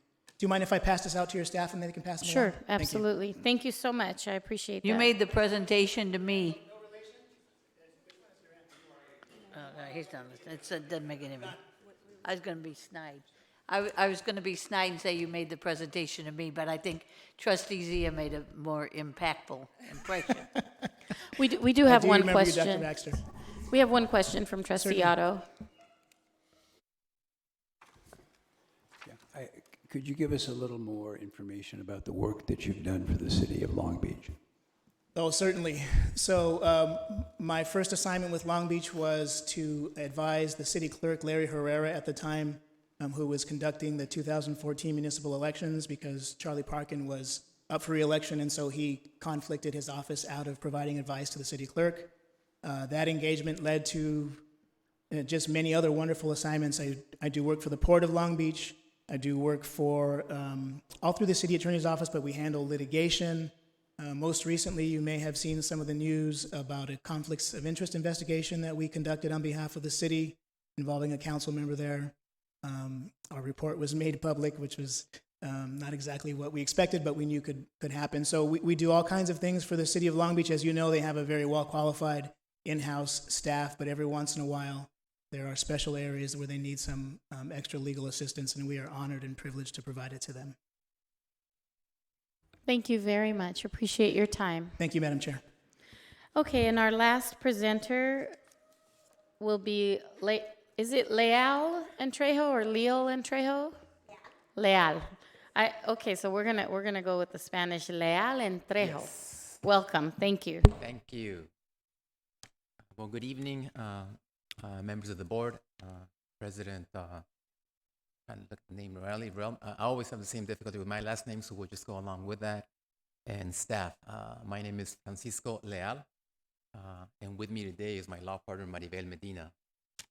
We are a small firm here located actually across the street. We bought a building in 2010 in Douglas Park. So we've been there for about 10 years now, so we are local. Although accessibility is a plus, it isn't really the emphasis. Our expertise really is in public agency representation. We've been doing this for about, 30 years. We represent exclusively public agencies. As Ruben said, and we're all colleagues and friends, we enjoy the practice. We enjoy the public agencies. We enjoy representing elected officials, as difficult as that may be at times. And I personally right now represent the Water Replenishment District. I'm their general counsel. I do our firm does pretty much all of their legal work. I've also been city attorney in different places and general counsel for school districts. So our expertise really is widespread in the area of public agency representation. We provided you with our materials some time back. I'm now a little bit concerned about any typos, but hopefully it worked out okay. So at this point, the person that I think will be most beneficial, because I think her expertise is greater than mine, I must admit, is my colleague and partner, Maribel Medina. So I'll just give her the podium, and then you can impress. That's a difficult task. Good evening, board members, superintendent, and members of the staff. It is a privilege to be here tonight, and it's a privilege to follow our friends and colleagues. Should you decide to select any firm tonight, you really can't go wrong. Every single law firm and every single lawyer that has spoken before us is of the highest caliber and has the greatest depth of experience with public entities, ethical, talented individuals. So it is, for us, an honor to be among such a great group of professionals here. As Francisco mentioned, we submitted the response to the request for proposals that the district issued a few months ago, and provided all of our expertise. We understood that our task here tonight was to share with you our experience serving specifically as legal counsel to the board. That is a structure that we're very familiar with. I personally was the lawyer to the Los Angeles Unified School District when they had probably a model that you have here, very similar to the model that you have here, a general counsel who oversees all of the legal affairs, and I was retained to be the lawyer for the board. The reason at that time, which is quite some time ago, that the board felt they needed their own independent counsel was that they were engaged in a massive school construction program, $19 billion at that point, the largest in the entire United States. And they had just gotten into some trouble with what was known as Belmont back in the day. And what the board felt was that staff and the superintendent had not presented issues of concern to the board on a timely basis for the board to have made adequate decisions. And that was just one of the examples of a whole host of other issues that they were grappling with. So I was tasked to come on what could be a pretty contentious role, which is to serve as the lawyer for the board in certain instances where your questions or your directive may be a little different than your executives. And it is something that I've done for the last 20 years. and that I enjoy doing, as difficult as it is. I'm comfortable bringing and presenting to the board issues that that may be contentious if there is either a legal opinion that is being provided that doesn't disclose adequately all the concerns that you may have. I'm also comfortable meeting with your staff and meeting with your other lawyers that are providing that to discuss that. So my practice, for example, has been if a top executive, generally for me it's a superintendent, has retained outside counsel to provide legal advice on whatever the issue may be, and the legal advice says, you must do this. When I know that there's option 1, 2, and 3 as well, possibly with different or additional risk, then I generally have a conversation with that lawyer to say, when I'm in closed session with my client, the board, I will be raising the following issues. Why don't we discuss them and we can give that presentation together? Or why don't we meet with the superintendent or meet with your executives to do that? So if what you are, we have the depth, we have all of the governance experience. Our law firm, as my partner mentioned, is down the street. We are a local Long Beach firm. In fact, one of the questions in your RFP was, how long would it take you to, how much notice do you need to attend a meeting here? And I'm like, well, if I walk really fast or put on my tennis shoes, I can probably get there in 5 minutes walking. So we literally are down the street, minority-owned law firm, and we're proud to say that one of our senior lawyers is an alum of the district here and went on to UCLA Law School and is now a practicing attorney with us. So we have the Brown Act conflict of interest and all of that expertise. We have very extensive bench in labor and employment.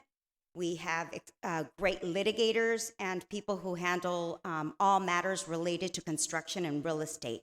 And the reason that that's important, even though your agenda says board counsel, in order to be an effective board counsel, you have to be a generalist. You have to have a depth of knowledge in almost every area out there, and we can provide that expertise for you.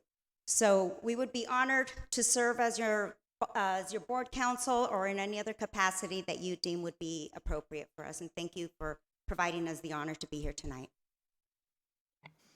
Thank you very much. Trustee Zia? Hi, welcome.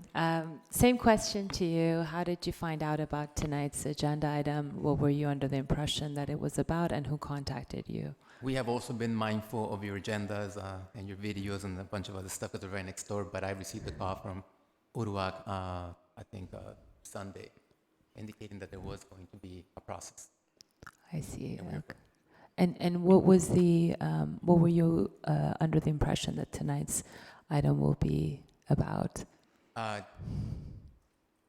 Serving as legal counsel for the board, as independent legal counsel. Okay, thank you.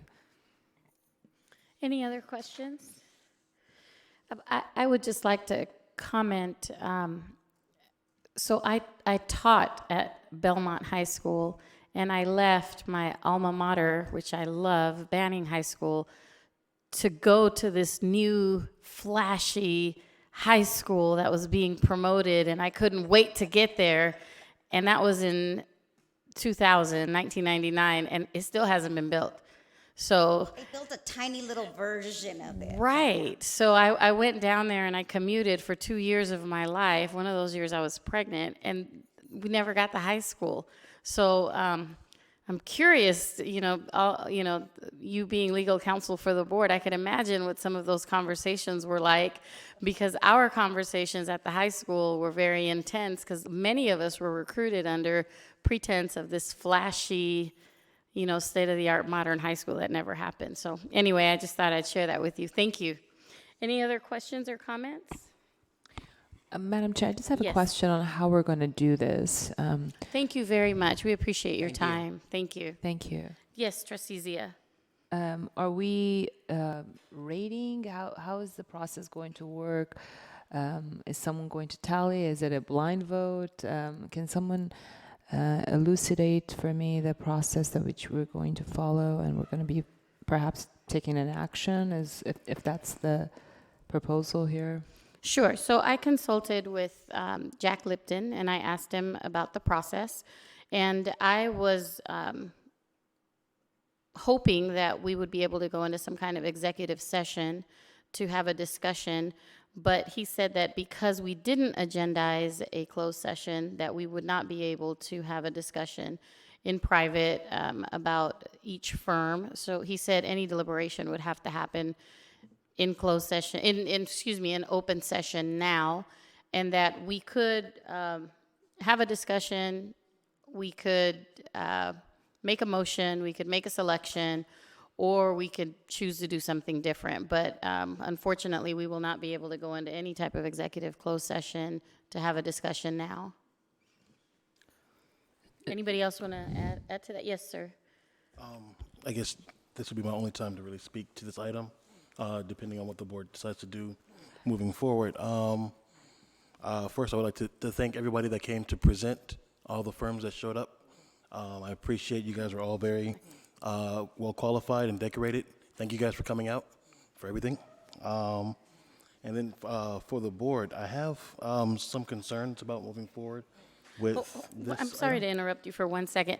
I appreciate you guys leaving, but the meeting is televised, so you don't have to leave. I see what you're doing, and I really like what you're doing. It's just a very nice gesture for you to say, hey, we'll get out while you guys talk. But we are live streamed right now, and we do have, I believe I checked, and we had like 30-something viewers.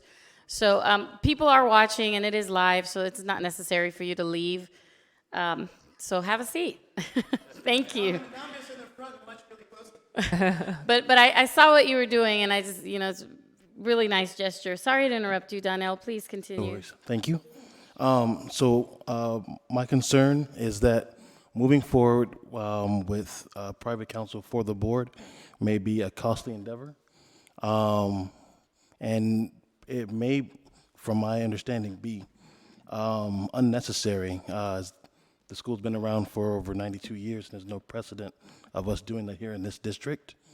As well as the district already does have counsel that represents the district, and the board also represents the district, each trustee representing the voice of their individual area, that the district counsel should suffice, especially if the main concern is for issues of Brown Act, parliamentary procedure, general counsel. I believe that there's trustee training that goes down for this very reason for us as trustees, or you as elected trustees, I apologize, to be able to handle matters of Brown Act, parliamentary procedure, along with general counsel here from the district. And so I believe that the funds that would go towards this would be better used for student serving or institution or community serving interests. However, it is at the discretion of the board whether they choose to move forward with this, and if the board feels so compelled to move forward despite these concerns, I believe that, judging based off of what we've heard today and what we've been presented with, that the Alvarez, Glassman, and Colvin firm may be a highly desirable option because they already have history. Mr. Ewing has history with members of our district and our institution, and there may be an opportunity for cost savings and the experience that's listed here in the cover sheet and resume. And that's the end of my comments. Thank you. If I were student trustee, I would have said the exact same thing. So I appreciate your remarks. I appreciate where you're coming from. You're asking excellent questions from a student perspective, and I have a lot of respect for that. So thank you. Thank you for that. I think everybody here could probably answer you individually and offer their own opinions, but it hasn't happened before because it probably wasn't needed. And I think that we've come to a place in our tenure as a board where it will probably be necessary. So that's why, and we did have a discussion about this at the last meeting, and also, we have the ad hoc committee, so that's the best answer that I can give you, but I appreciate your concerns. Does anybody else want to respond to student trustee? Yes, Trustee Zia? Yeah, this is exactly what I expressed when we were, first of all, I was uncomfortable discussing this at closed session, and I'm glad we're discussing it at open session because I don't think it was appropriate to discuss a closed session. I don't think it's appropriate for us to hire additional counsel. We have district counsel that we can draw upon. They work for the district. They're impartial, and I don't think we should spend taxpayer dollars on it. And I am exactly on the same page as the student trustee, and I expressed that earlier.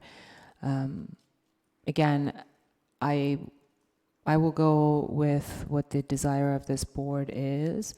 I just don't see the need. I do think it's very good for us to rotate and give a fair shot to the council that we have on our list. I don't think it's okay for us to just tap into one or two. In fact, I think it's not, it would have been just a matter of an email sending to all the firms who were qualified. I don't feel right about that, just because I don't think it's fair, and they're at a disadvantage. They may have wanted to come here too. So on a process and procedural side, I think it's a little bit, it could have been done better. I think it's premature. However, you know, I am open to hearing what other colleagues, and they may be able to provide a compelling argument that may sway me otherwise. Trustee Otto? If I can frame this a little bit, this is a very difficult conversation because we're talking about something that happened in closed session, which we can't talk about. And so I think a conclusion was reached at that time that we needed to proceed with this, that there were good reasons to do that. We thought that it was important to not have conflicted counsel, and we were afraid that unless we got our own counsel, we would have conflicted counsel, and under those circumstances, it might make any decisions that were made subject to legal or other attack. So here we are. The question of the process is a very good one. I raised the question in passing earlier whether we could rank the firms, whether we wanted to vote individually, whether, because there are obviously contract issues that would need to be considered, and we may not want to go the way that it would be the freight that we'd have to pay. But I'm open as to how to do this. I do think that it's important that we continue and try and make a decision tonight, because the reason we were in closed session was because we felt some urgency to what it was that we were doing. And so let's try and find a way to make a decision. May I ask a question? Sure. And because I think Student Trustee Jones brought up a very good point. Are all the firms charging about the same amount per hour? Is it kind of a standard, or just looking at things from a fiduciary point of view, are they all about the same, or are they different, or? And how do Vice President Drinkwine, may you answer that? Certainly. The firms charge different rates, and the rates they charge are based on their typically their practice of rates that they typically charge, and represent a wide range of differences. With a request for qualifications with a professional service, we recognize that the rates can change, and this is not done from a low bid perspective. Yeah. And it is one of your many considerations you have as you make a selection. Well, the reason I ask that is several are actually they're all very good, but you know, several kind of come forward as, and I just wondered if that would be a criteria or not, or am I being penny wise and pound foolish? I believe it is certainly up for the board's discretion, and may be used as one of your criteria, but from the perspective, again, from procurement and developing a list from a request for qualifications, it was not, as would be, for instance, with a construction project, it was not one of those defining defining factors. Madam Chair, Can I just ask this is where I get really confused, because when staff goes through, and I've done consultant selections, I've hired counsel, there's a series of criteria that we follow and we rate, and it's based on objective, to the extent possible, criteria. I don't know how I'm going to evaluate, and with all due respect to everyone, I think you're all very qualified and, very capable, and I've had firsthand experience with some of you. But what are we rating them on? Just by their presentation? How we like them? This is where I get a little bit confused, and I don't want to I don't want to go on this bunny trail where we're pretty much going based on a maybe 15 to 20 minute at max, or an hour at max presentation by folks who have been selectively contacted. I really don't know how we're supposed to make our decision, and what criteria we're going to be considering here. It's very confusing to me. Trustee Ntuk? Yeah, I just wanted to follow up.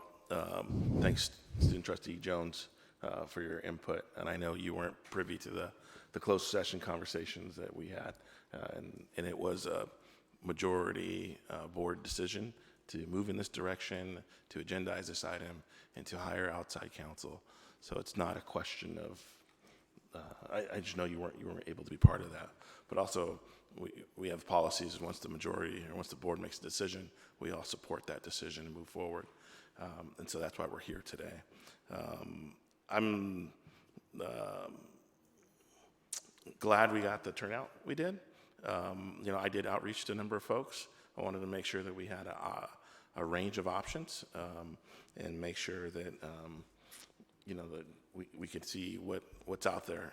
I know it was short notice. We just had it last week, the decision last Wednesday, and I appreciate and want to thank everybody who came out. I think we should make a decision tonight. I'm open to the discussion on the different parameters. I think cost is appropriate, expertise, any other criteria, being local, being big. We should probably talk about the scope of work and the time frame of what we would need from a council.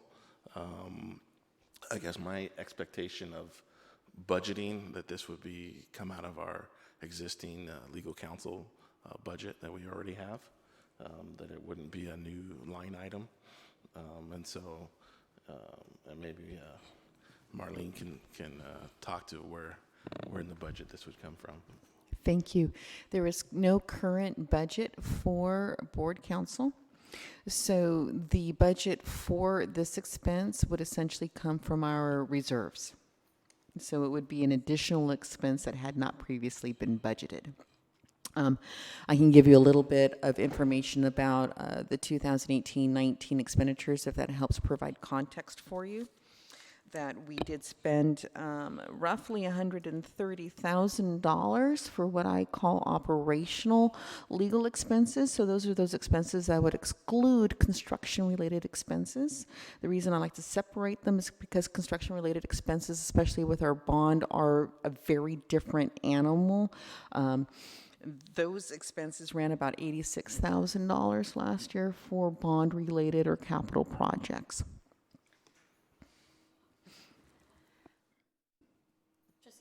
Is Trustee Ntuk finished? Oh, no. No, and I guess I understand that in the absence of a direction from the board on where to budget it, we could take from the reserves, but at the same time, that doesn't preclude us from making a decision to say, allocate it to another budget line item. I mean, we just had the budget process and just adopted the budget last week for this next fiscal year. But I am under the belief that the board can make a decision and say it's going to come out of the legal funds. Is that incorrect? The board cannot decide to use legal funds in the budget? No, it is under the board's purview to establish a budget line item for legal fees, and without direction of where to remove the funds from, it would naturally come from the ending fund balance. If you direct to reduce a different budget line item, it means that whatever that activity was that was supported by that alternate budget line item would also be suspended. Okay, so there are options. And then I did want to ask Vice President Drinkwine, once a firm is selected, what's the follow-up process? Once the board makes a selection of a firm, I then will be giving that firm a call tomorrow morning. We have each of their proposals, as they mentioned, in response to the request for qualifications. We will then enter into an agreement with the firm. Part of what will be required is to have the scope or cap of that agreement either in hours or in dollars so that we could establish the appropriate budget.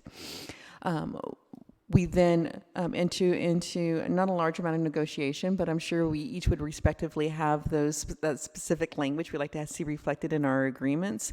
And the dollar amount, I suspect, would be an amount that would allow me to enter into a contract with the firm, and then the board would ratify that contract at the October board meeting. But once I enter into the firm, again, providing that the total dollar amount is under the limit, our agreement would start immediately upon the day that we and they both sign that agreement. May I ask? Vice President Drinkwine, let's say we enter into a contract for $25,000. Does that mean we have to spend the 25, or is that like the limit, and maybe we'll only spend 5,000? That's exactly correct, Trustee Baxter, that the dollar amount is a maximum. Yeah. And if it should happen that, say, you do enter into a maximum $25,000 for whatever, how many hours that would represent, as we neared that amount, if it seemed like we were going to reach it or exceed it, then I would come back to you. We would get an evaluation about what the amount of hours left within that project or that scope would be, and it could be an amendment to the agreement to increase the dollar amount. I think you've been very familiar with how that works with other contracts, and so it would come back to you, and depending on the dollar amount of the total contract after the agreement, again, it either would be a ratification or it would require prior approval by the board, depending. Madam Chair, I deferred my my part to Mr. Intuk, and perhaps I should have said it earlier, but this is not going to be found money. The money, we have a fixed amount of funding that we have. So whether we call it X, Y, and Z, we're going to have to spend money and, you know, allocate from reserves, because currently we don't have anything. We have to draw upon some funding. And I believe that right now, with the information we have, we don't have rates. We don't know what the not to exceed value would even look like. And we don't even, I mean, the scope is, I think I understand what it is based on drawing upon past conversations, but I don't really know the extent of what we're going to get into. And in my opinion, what we're trying to address is a benign request, a benign issue, seemingly, and this whole process seems a little perfunctory at this point without enough rigor and enough information for us to evaluate. I don't feel that it's fair to the folks who are here to say, okay, we're essentially going to be picking whoever we like. And I don't think that's okay, because we don't have the rates in front of us. We have some folks' background based on the brochures that they've given us. We can judge upon how well they present, but I just don't think it's appropriate for us. We're in a disadvantage, and I'm still not convinced that this is okay for us. The way we're doing it is okay. Trustee Otto? Yeah, I just have to reiterate that we did have a closed session last week. There was a decision made that, based on the facts presented at that time, that it was important to go ahead and try and hire counsel for the board, that it was important to do that because time was certainly of the essence, and therefore we scheduled this very quick meeting. I don't think, unless somebody can correct me, that there's anything wrong with what it is that we are trying to do here, and that it would almost be a dereliction of duty if we didn't, if we've decided to do that and there are issues. I think the example that I said, not in closed session but outside, was imagine if the board got involved in a lawsuit and someone said, well, did you follow the advice of your counsel? And the answer to that question could only be, oh, we didn't have counsel. The board ought not to find itself in that position. And I think that it's important to try and move forward on this question. I'm not worried about criteria. We make decisions every week about what to do, and that's what we're being asked to do here now, whether it's hiring people or doing all kinds of things. And I am in search of a process. And when I say that, what I mean is there a way to do this that we're not going to wind up with 5 votes in 4 different directions, because I think that it's important that whatever decision we make is made by the majority of the board.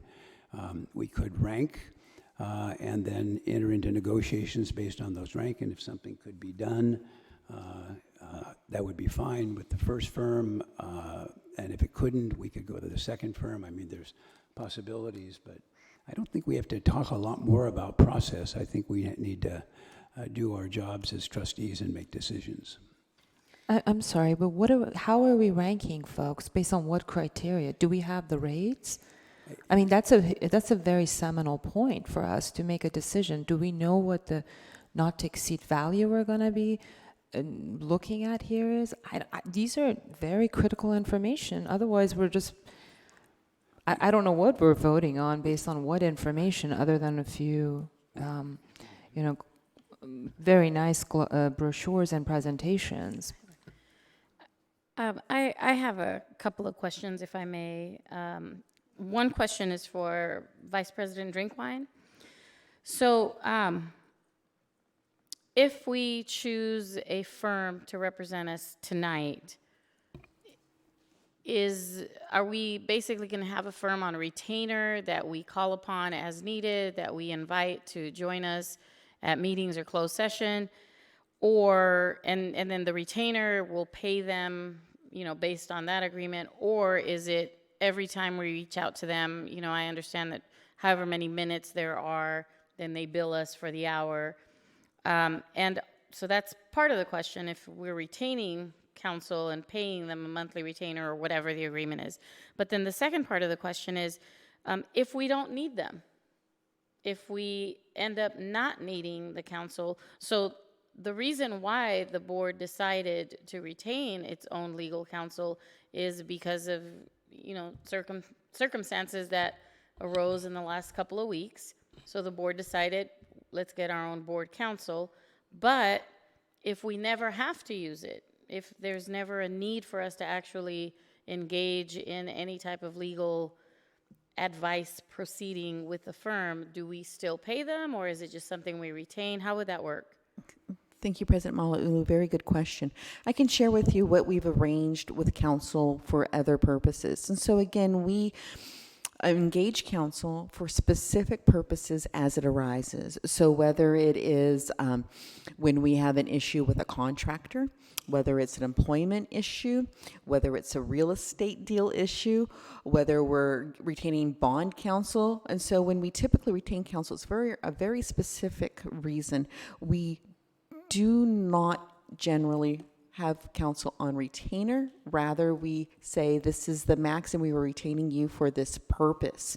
We have, on occasion, most recently towards the end of last year, increased an agreement with counsel because we realized that the reason for which we hired them was going to require a lot more hours than we originally thought, and so we did need to increase the budget and increase the agreement. So that can happen.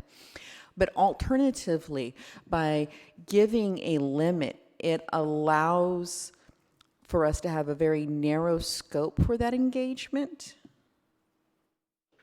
which would prevent the accidental creep of using that service for what was a much broader scope than what was originally intended. And so for that purpose, for that reason, from a fiscally conservative budgetary standpoint, I would recommend that you would put a not to exceed dollar limit. And as if we reached that and you determined that you still had need, we could then increase it. But that does allow you to have a very considerate approach and a very thoughtful approach to how you're using council, because council will be charging you on a hourly or portion of hourly basis. Okay, and one more question. It's more of a statement than a question. So we've already established a couple of times that the board at this college has never needed its own council. That's already been established. So when the issue of a budget comes up, when we have to discuss where we're going to get the money, how we're going to pay for it, there is no existing line item, it's because it's never been needed. So it's almost like in your household when you never had a particular problem in your house, you didn't have a budget for it. You didn't have, your paycheck portion allocated to cover that item. It just happened. So because something happened, you have to scramble and you have to figure out how you're going to pay for it. So it's not, I don't want the public to think that the board woke up one day and said, hey, let's retain board counsel. Why not? That's not how it happened. So obviously there was a lot of discussion, there were issues, there were things that came up that prompted this. So now, as if this were your household, we figure out, okay, so we need to be prudent of ourselves and retain a legal counsel, a firm to represent us, and now we need to figure out creatively how, where the money's gonna come from. And that's why this discussion of the budget, I think, needs to happen. Is there any additional discussion, I have a Trustee question. Baxter? Do we have a motion on the floor? We do not. Is that? Not yet. Not yet. Can I ask Vice President Drinkwine, like I just made up 25,000, I have no idea. But do you have an idea, or Trustee Otto, do you have an idea of the amount? Because I would like to get this in motion. I hate to put you on the spot, but you know better than I. So for what it's worth, I would say if you cap the representation at $20,000 now to get started or finished, depending on what's up. Then could I make a motion that we hire board counsel not to exceed $20,000? And my suggestion would be to each of us rank in order who we think should be hired, and see if we come up with some kind of commonality. So that's my motion. Can I just, Madam Chair, there was a statement made that there was no counsel. That's not correct. When we were in closed session, there was Erickson Law Firm on the district's counsel with us. So I don't think this may be a point of reasonable minds differing, but we did have district counsel representation, and the law firm did make a point that it is going to be impartial and represents the district, not any one person. So I just want to clarify that. I'm sorry, I'm still talking. Excuse me, I'm still talking about in closed session. Point of order. You can't do that. Your point of order. Trustee Otto, I don't talk have about the what's floor. I have the floor. Let Trustee me Otto, finish. we'll allow Trustee Zia to finish. Since I have the floor, thank you. I don't think it's appropriate to say that there is a dereliction of duty. We did have district counsel, and he did advise us that he will be impartial. So I just want to put that out there, and I think it would be disingenuous for us to say that there was no representation of counsel while we had that deliberation.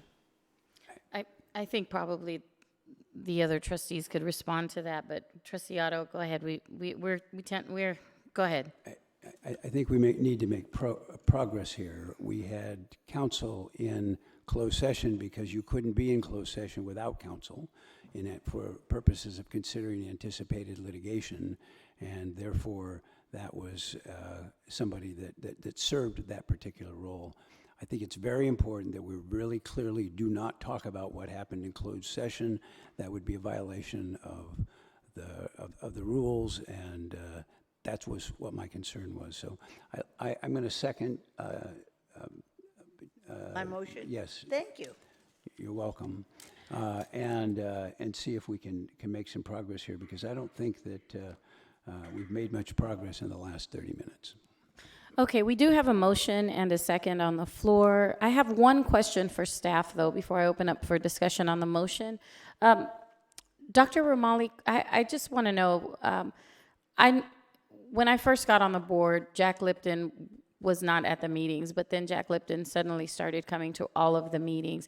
And I've always wondered how he became the attorney who would essentially answer our questions during board meetings. So who chose him, and how did that happen? I did. We, what we do is we pick different attorneys based on the particular situation. So for example, we have Constance when we have construction issues, or we have Sherman, depending upon the issue. I forget what night it was a few months ago where we had a very complex, it may have been the PLA night, where we had a very complex and lengthy agenda that was going to have a lot of questions with regard to Brown Act. As I've attended the various CCLC conferences, I became aware that Jack was the preeminent attorney in the state with regard to the Brown Act issue.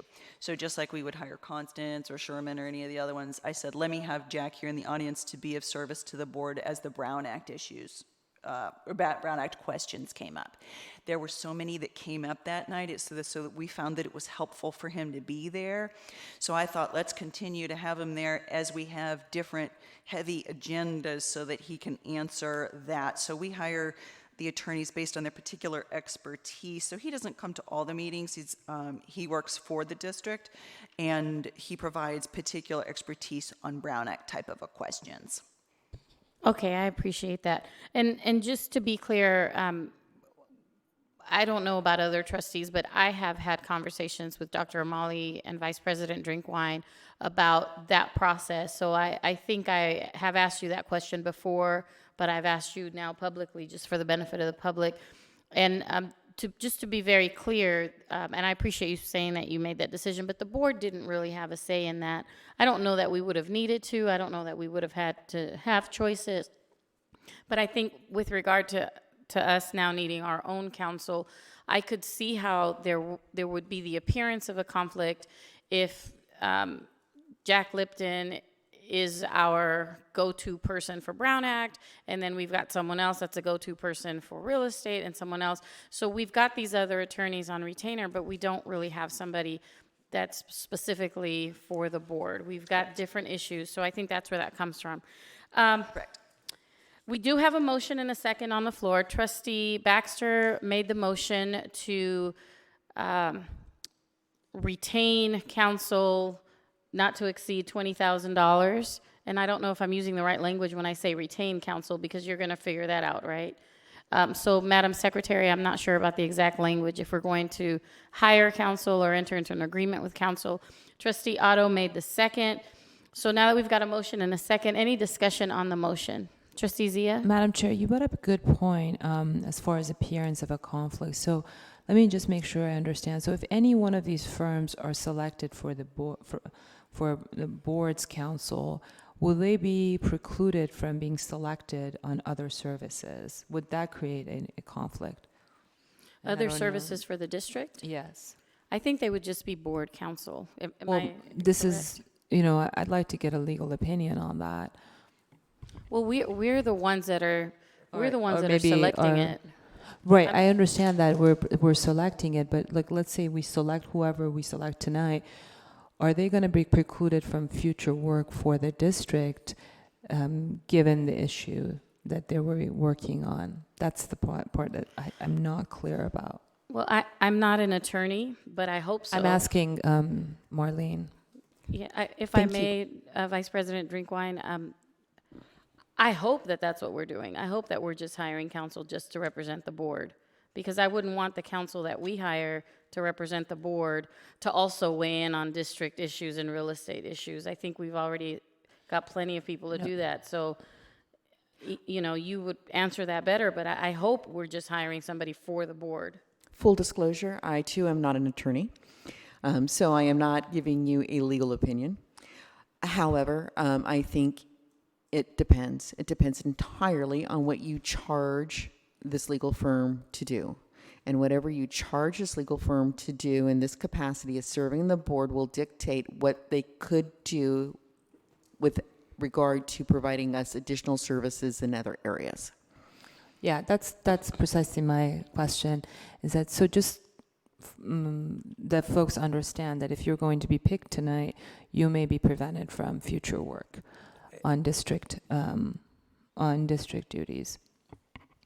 Yeah, I mean, at the risk of having everybody think that they are a lawyer up here, the firms put firewalls up and represent different clients, certainly not clients completely in conflict, but there are lots of ways to address that issue. And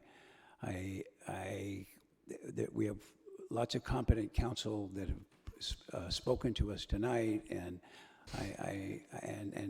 competent, I think, so much that they understand that this isn't an either-or situation, and counsel certainly could, if they're unconflicted, or with all the other permutations of things that could happen, that you're not precluded from doing other work for Long Beach City College. I'm sorry, I'm confused then, because that's precisely the point that the district council made to us while we were on the call, that they're impartial, they have firewalls, and you can make the same argument for them. But nevertheless, there is a motion in the second that is settled, and I will be voting on it. At the same time, I want it to be crystallized. And I would like to have a legal opinion on that. And you, Mr. Otto, with all due respect, you may be an attorney, but I'm not sure if you just spoke as an attorney or as a trustee. I'm assuming as a trustee. So perhaps at some point we can get our council's opinion on whether or not these fine folks are going to be prevented from future work with the board and the district. Not necessarily the board, but the district. Could we have the motion restated? Yes, we have a motion. Any additional discussion on the item? Could we have it restated? Oh, I'm sorry. I need it clarified. I had that you made two parts to the motion. Correct. Trustee Baxter made a motion to cap the consultation at a maximum of 20,000, and Trustee Otto seconded, and to rank the presentation firms from tonight. Yes. So in other words, we would rank the 4 possible candidates. I'll reorder that a little bit so Yeah. that it flows into it, but you did second that. Trustee Otto? Yes. Correct. Okay. I have a question. Yes, Trustee Antec. I guess knowing the value of, well, I guess it depends if it passes or not, is $20,000 enough, or would that be a threshold that any of the firms would not want to negotiate with the district? That's a good point. I could see them all get up and walk out right now. They're like, yeah, we're not doing this for 20,000. Never mind. Okay. Just kidding. Sorry, go ahead. I mean, we've already heard that what happens is if you need additional monies, that you can request that. I'm just trying to get this discussion concluded. I don't think that we've made a lot of progress in the last 30 or 45 minutes, and we just need to vote. Okay. Yes, Trustee Zia? I think 20,000 is way too much. In fact, for what we're dealing with here, I mean, if it takes that much, then that amazes me. And frankly, this proves my case in point that we don't know. We're just shooting in the dark and making up numbers, and it's not a deliberative and a rigorous process. And that's why I objected to setting up a perfunctory number, going willy-nilly like this, and I don't think it's fair to the individuals who are here. I don't think it's fair to the district, and I don't think it's fair to the taxpayers. I call for the question. Well, who's going to rate? Are we giving our rating sheets to someone? So right now, we're going to vote on entering into an agreement with a $20,000 limit, not to exceed $20,000. And then once we enter into an agreement, we can move forward with rating. Student trustee, do you have an advisory vote on this, entering into an agreement? Is that I something you think would I do? think the secretary, Madam Secretary, has a question. Yes, Jackie. Your motion sounded a little different than what I thought was happening. Trustee Baxter? You're capping the consultation to a maximum of 20,000, but are you ranking tonight or? Yes. Okay. I probably should have made two motions, and I'm sorry about that. And if you want me to make two motions That to would be make great. it more I simple? think it would be much Okay, clearer so for the my public. motion, do you mind my No. repeating? Okay, my motion is to hire counsel, board counsel, at an amount not to exceed $20,000. All right, we have a motion and a second. Does the student trustee need to cast an advisory vote on that? He can cast an advisory. It does not affect the vote. Okay, student trustee? Nay. All right. Madam, all those in favor of entering into hiring board counsel not to exceed $20,000 rate? I think maybe you want to do roll call. Yeah, let's do a roll call. Roll vote. call vote has been called for. Madam Virginia Secretary? Baxter, Aye. Vivian Malauulu, Aye. Uduak Joe Intuk, Aye. Doug Otto, Aye. Sunny Zia. Nay. Okay, so the motion passes. At this time, the notion of ranking our guests has come up, and I could see this going all kinds of ways. One thing I will say before we decide how this is going to happen, I am very conscious of the time, and I'm very conscious that you had a few days to prepare a presentation. And I am aware that not everybody who had submitted an RFQ responded to the RFQ submitted. So in light of all of that, thank you for acting quickly and making yourselves available. And I did hear what Trustee Untuck said, that he had actually invited other firms to participate and they just were not available or for whatever reason. So I appreciate that. So given the parameters that we have, which are very limited, given the fact that we made a decision at a very late closed session last week, it was 11:30 at night when we adjourned, and given the fact that we do need to move forward with this, thank you for being here. We're going to move quickly and really hope for the best that this works out. And I don't know the length of this agreement or how long this relationship will last. And you're all great, and I agree with what the last presenter said, that very experienced, professional, ethical, and I think you'd all make great choices, but I'm sure everybody on the board has preferences for whatever reason. That's the beauty. So do not take offense to you not being someone's first choice. We try to be fair and partial and impartial and choose however you want to do it. So at this time, I'm guessing each board member would be okay with stating your firm in rank order, and we can just record that, or is there another suggestion? I was going to ask. Trustee Untuck? Yeah, so if we do 1 through 4, you can do a matrix where you go across, and then whoever gets the least, depending on how you do it, if you say 1, 2, 3, 4, and with 1 being your highest preference, whoever has the lowest number at the end Right, correct. is the top ranked versus correct. second, third, and fourth, if that's the process. I have some familiarity with that process. Any teachers in there? If you do. Actually, it was almost exactly 5 years ago that I have that.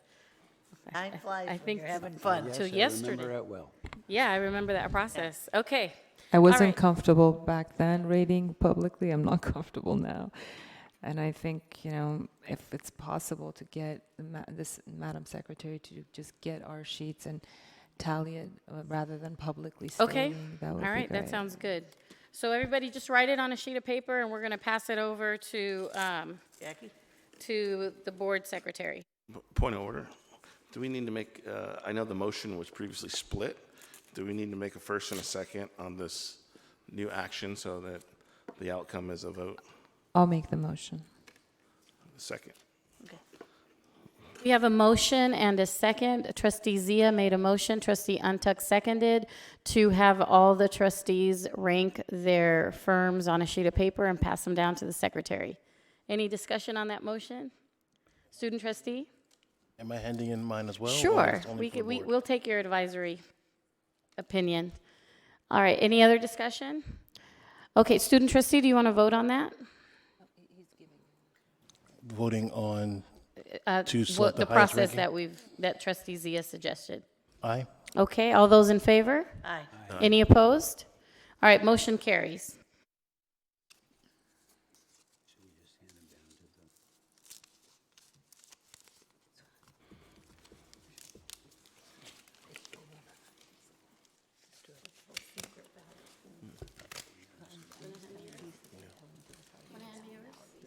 Okay, I'm stuck. I can't get out of my chair. Thank you. Do you want to hand me yours? I already passed it down. Guys already passed them down. There you go.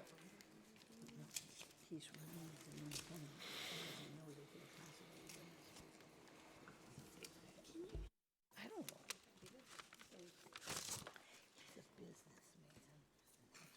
Thank you for your patience. I'm just curious, while we tally this, have any of you participated in a process like this before? Is this something that has happened? Are we doing it right? Have other districts done the same thing or different things? I see Ruben shaking his head.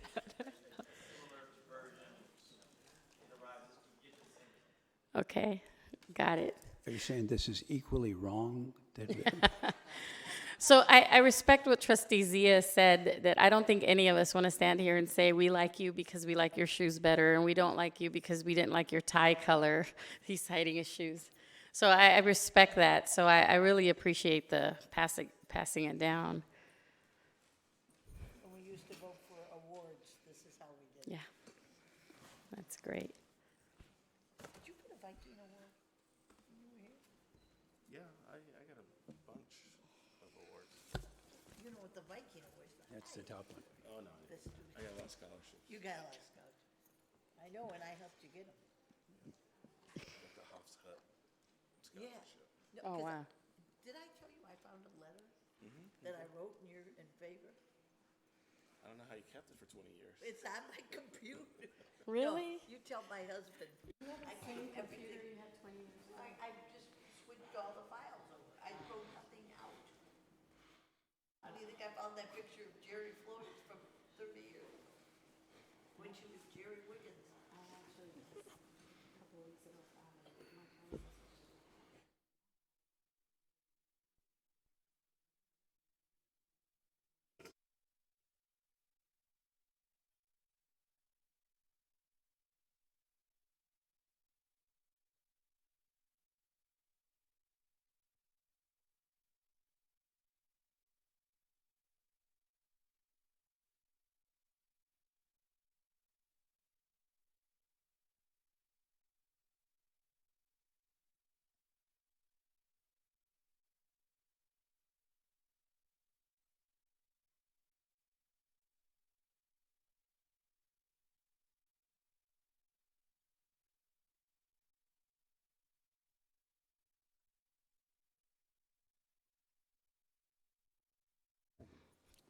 Please don't tell us there's a tie.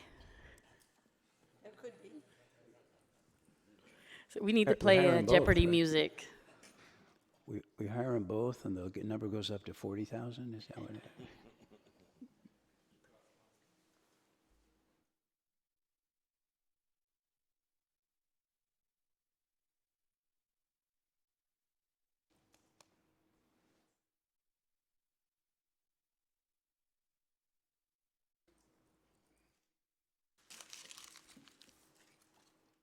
You ready? Do we have a We do. selection? Oh, We do not have a tie. and Oh, it good. is Alvarez, Glassman, and Calvin. okay, good. Does the board, what is the pleasure of the board? Does the board want to see the rankings, or do we not want to do that? It's the lowest, I mean, it's the highest score. Oh, wait, the highest score? The highest, but meaning the lowest, yes, sorry. You Okay. said one is high. So I just want to make sure. So I put somebody number one and somebody else put somebody number one, and that number one is the one that got the lowest score, all the ones. Yes. And that's the law firm of Alvarez, Glassman, and Colvin.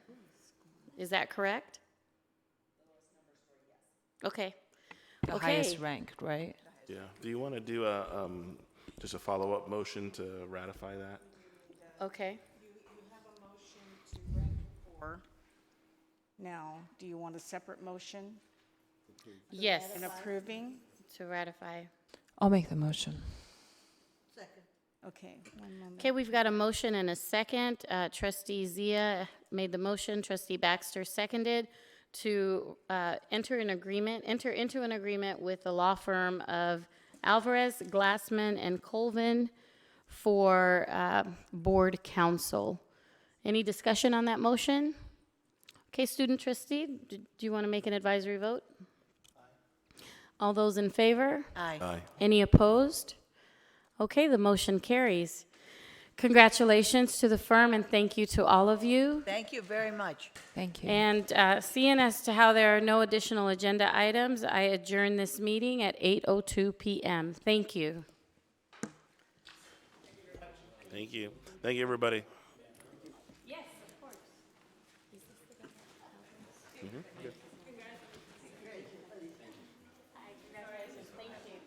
Congrats.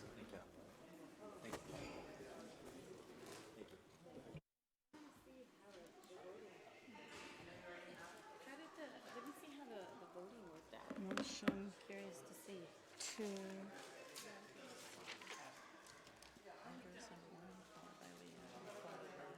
Okay, I'm confused. Do that again?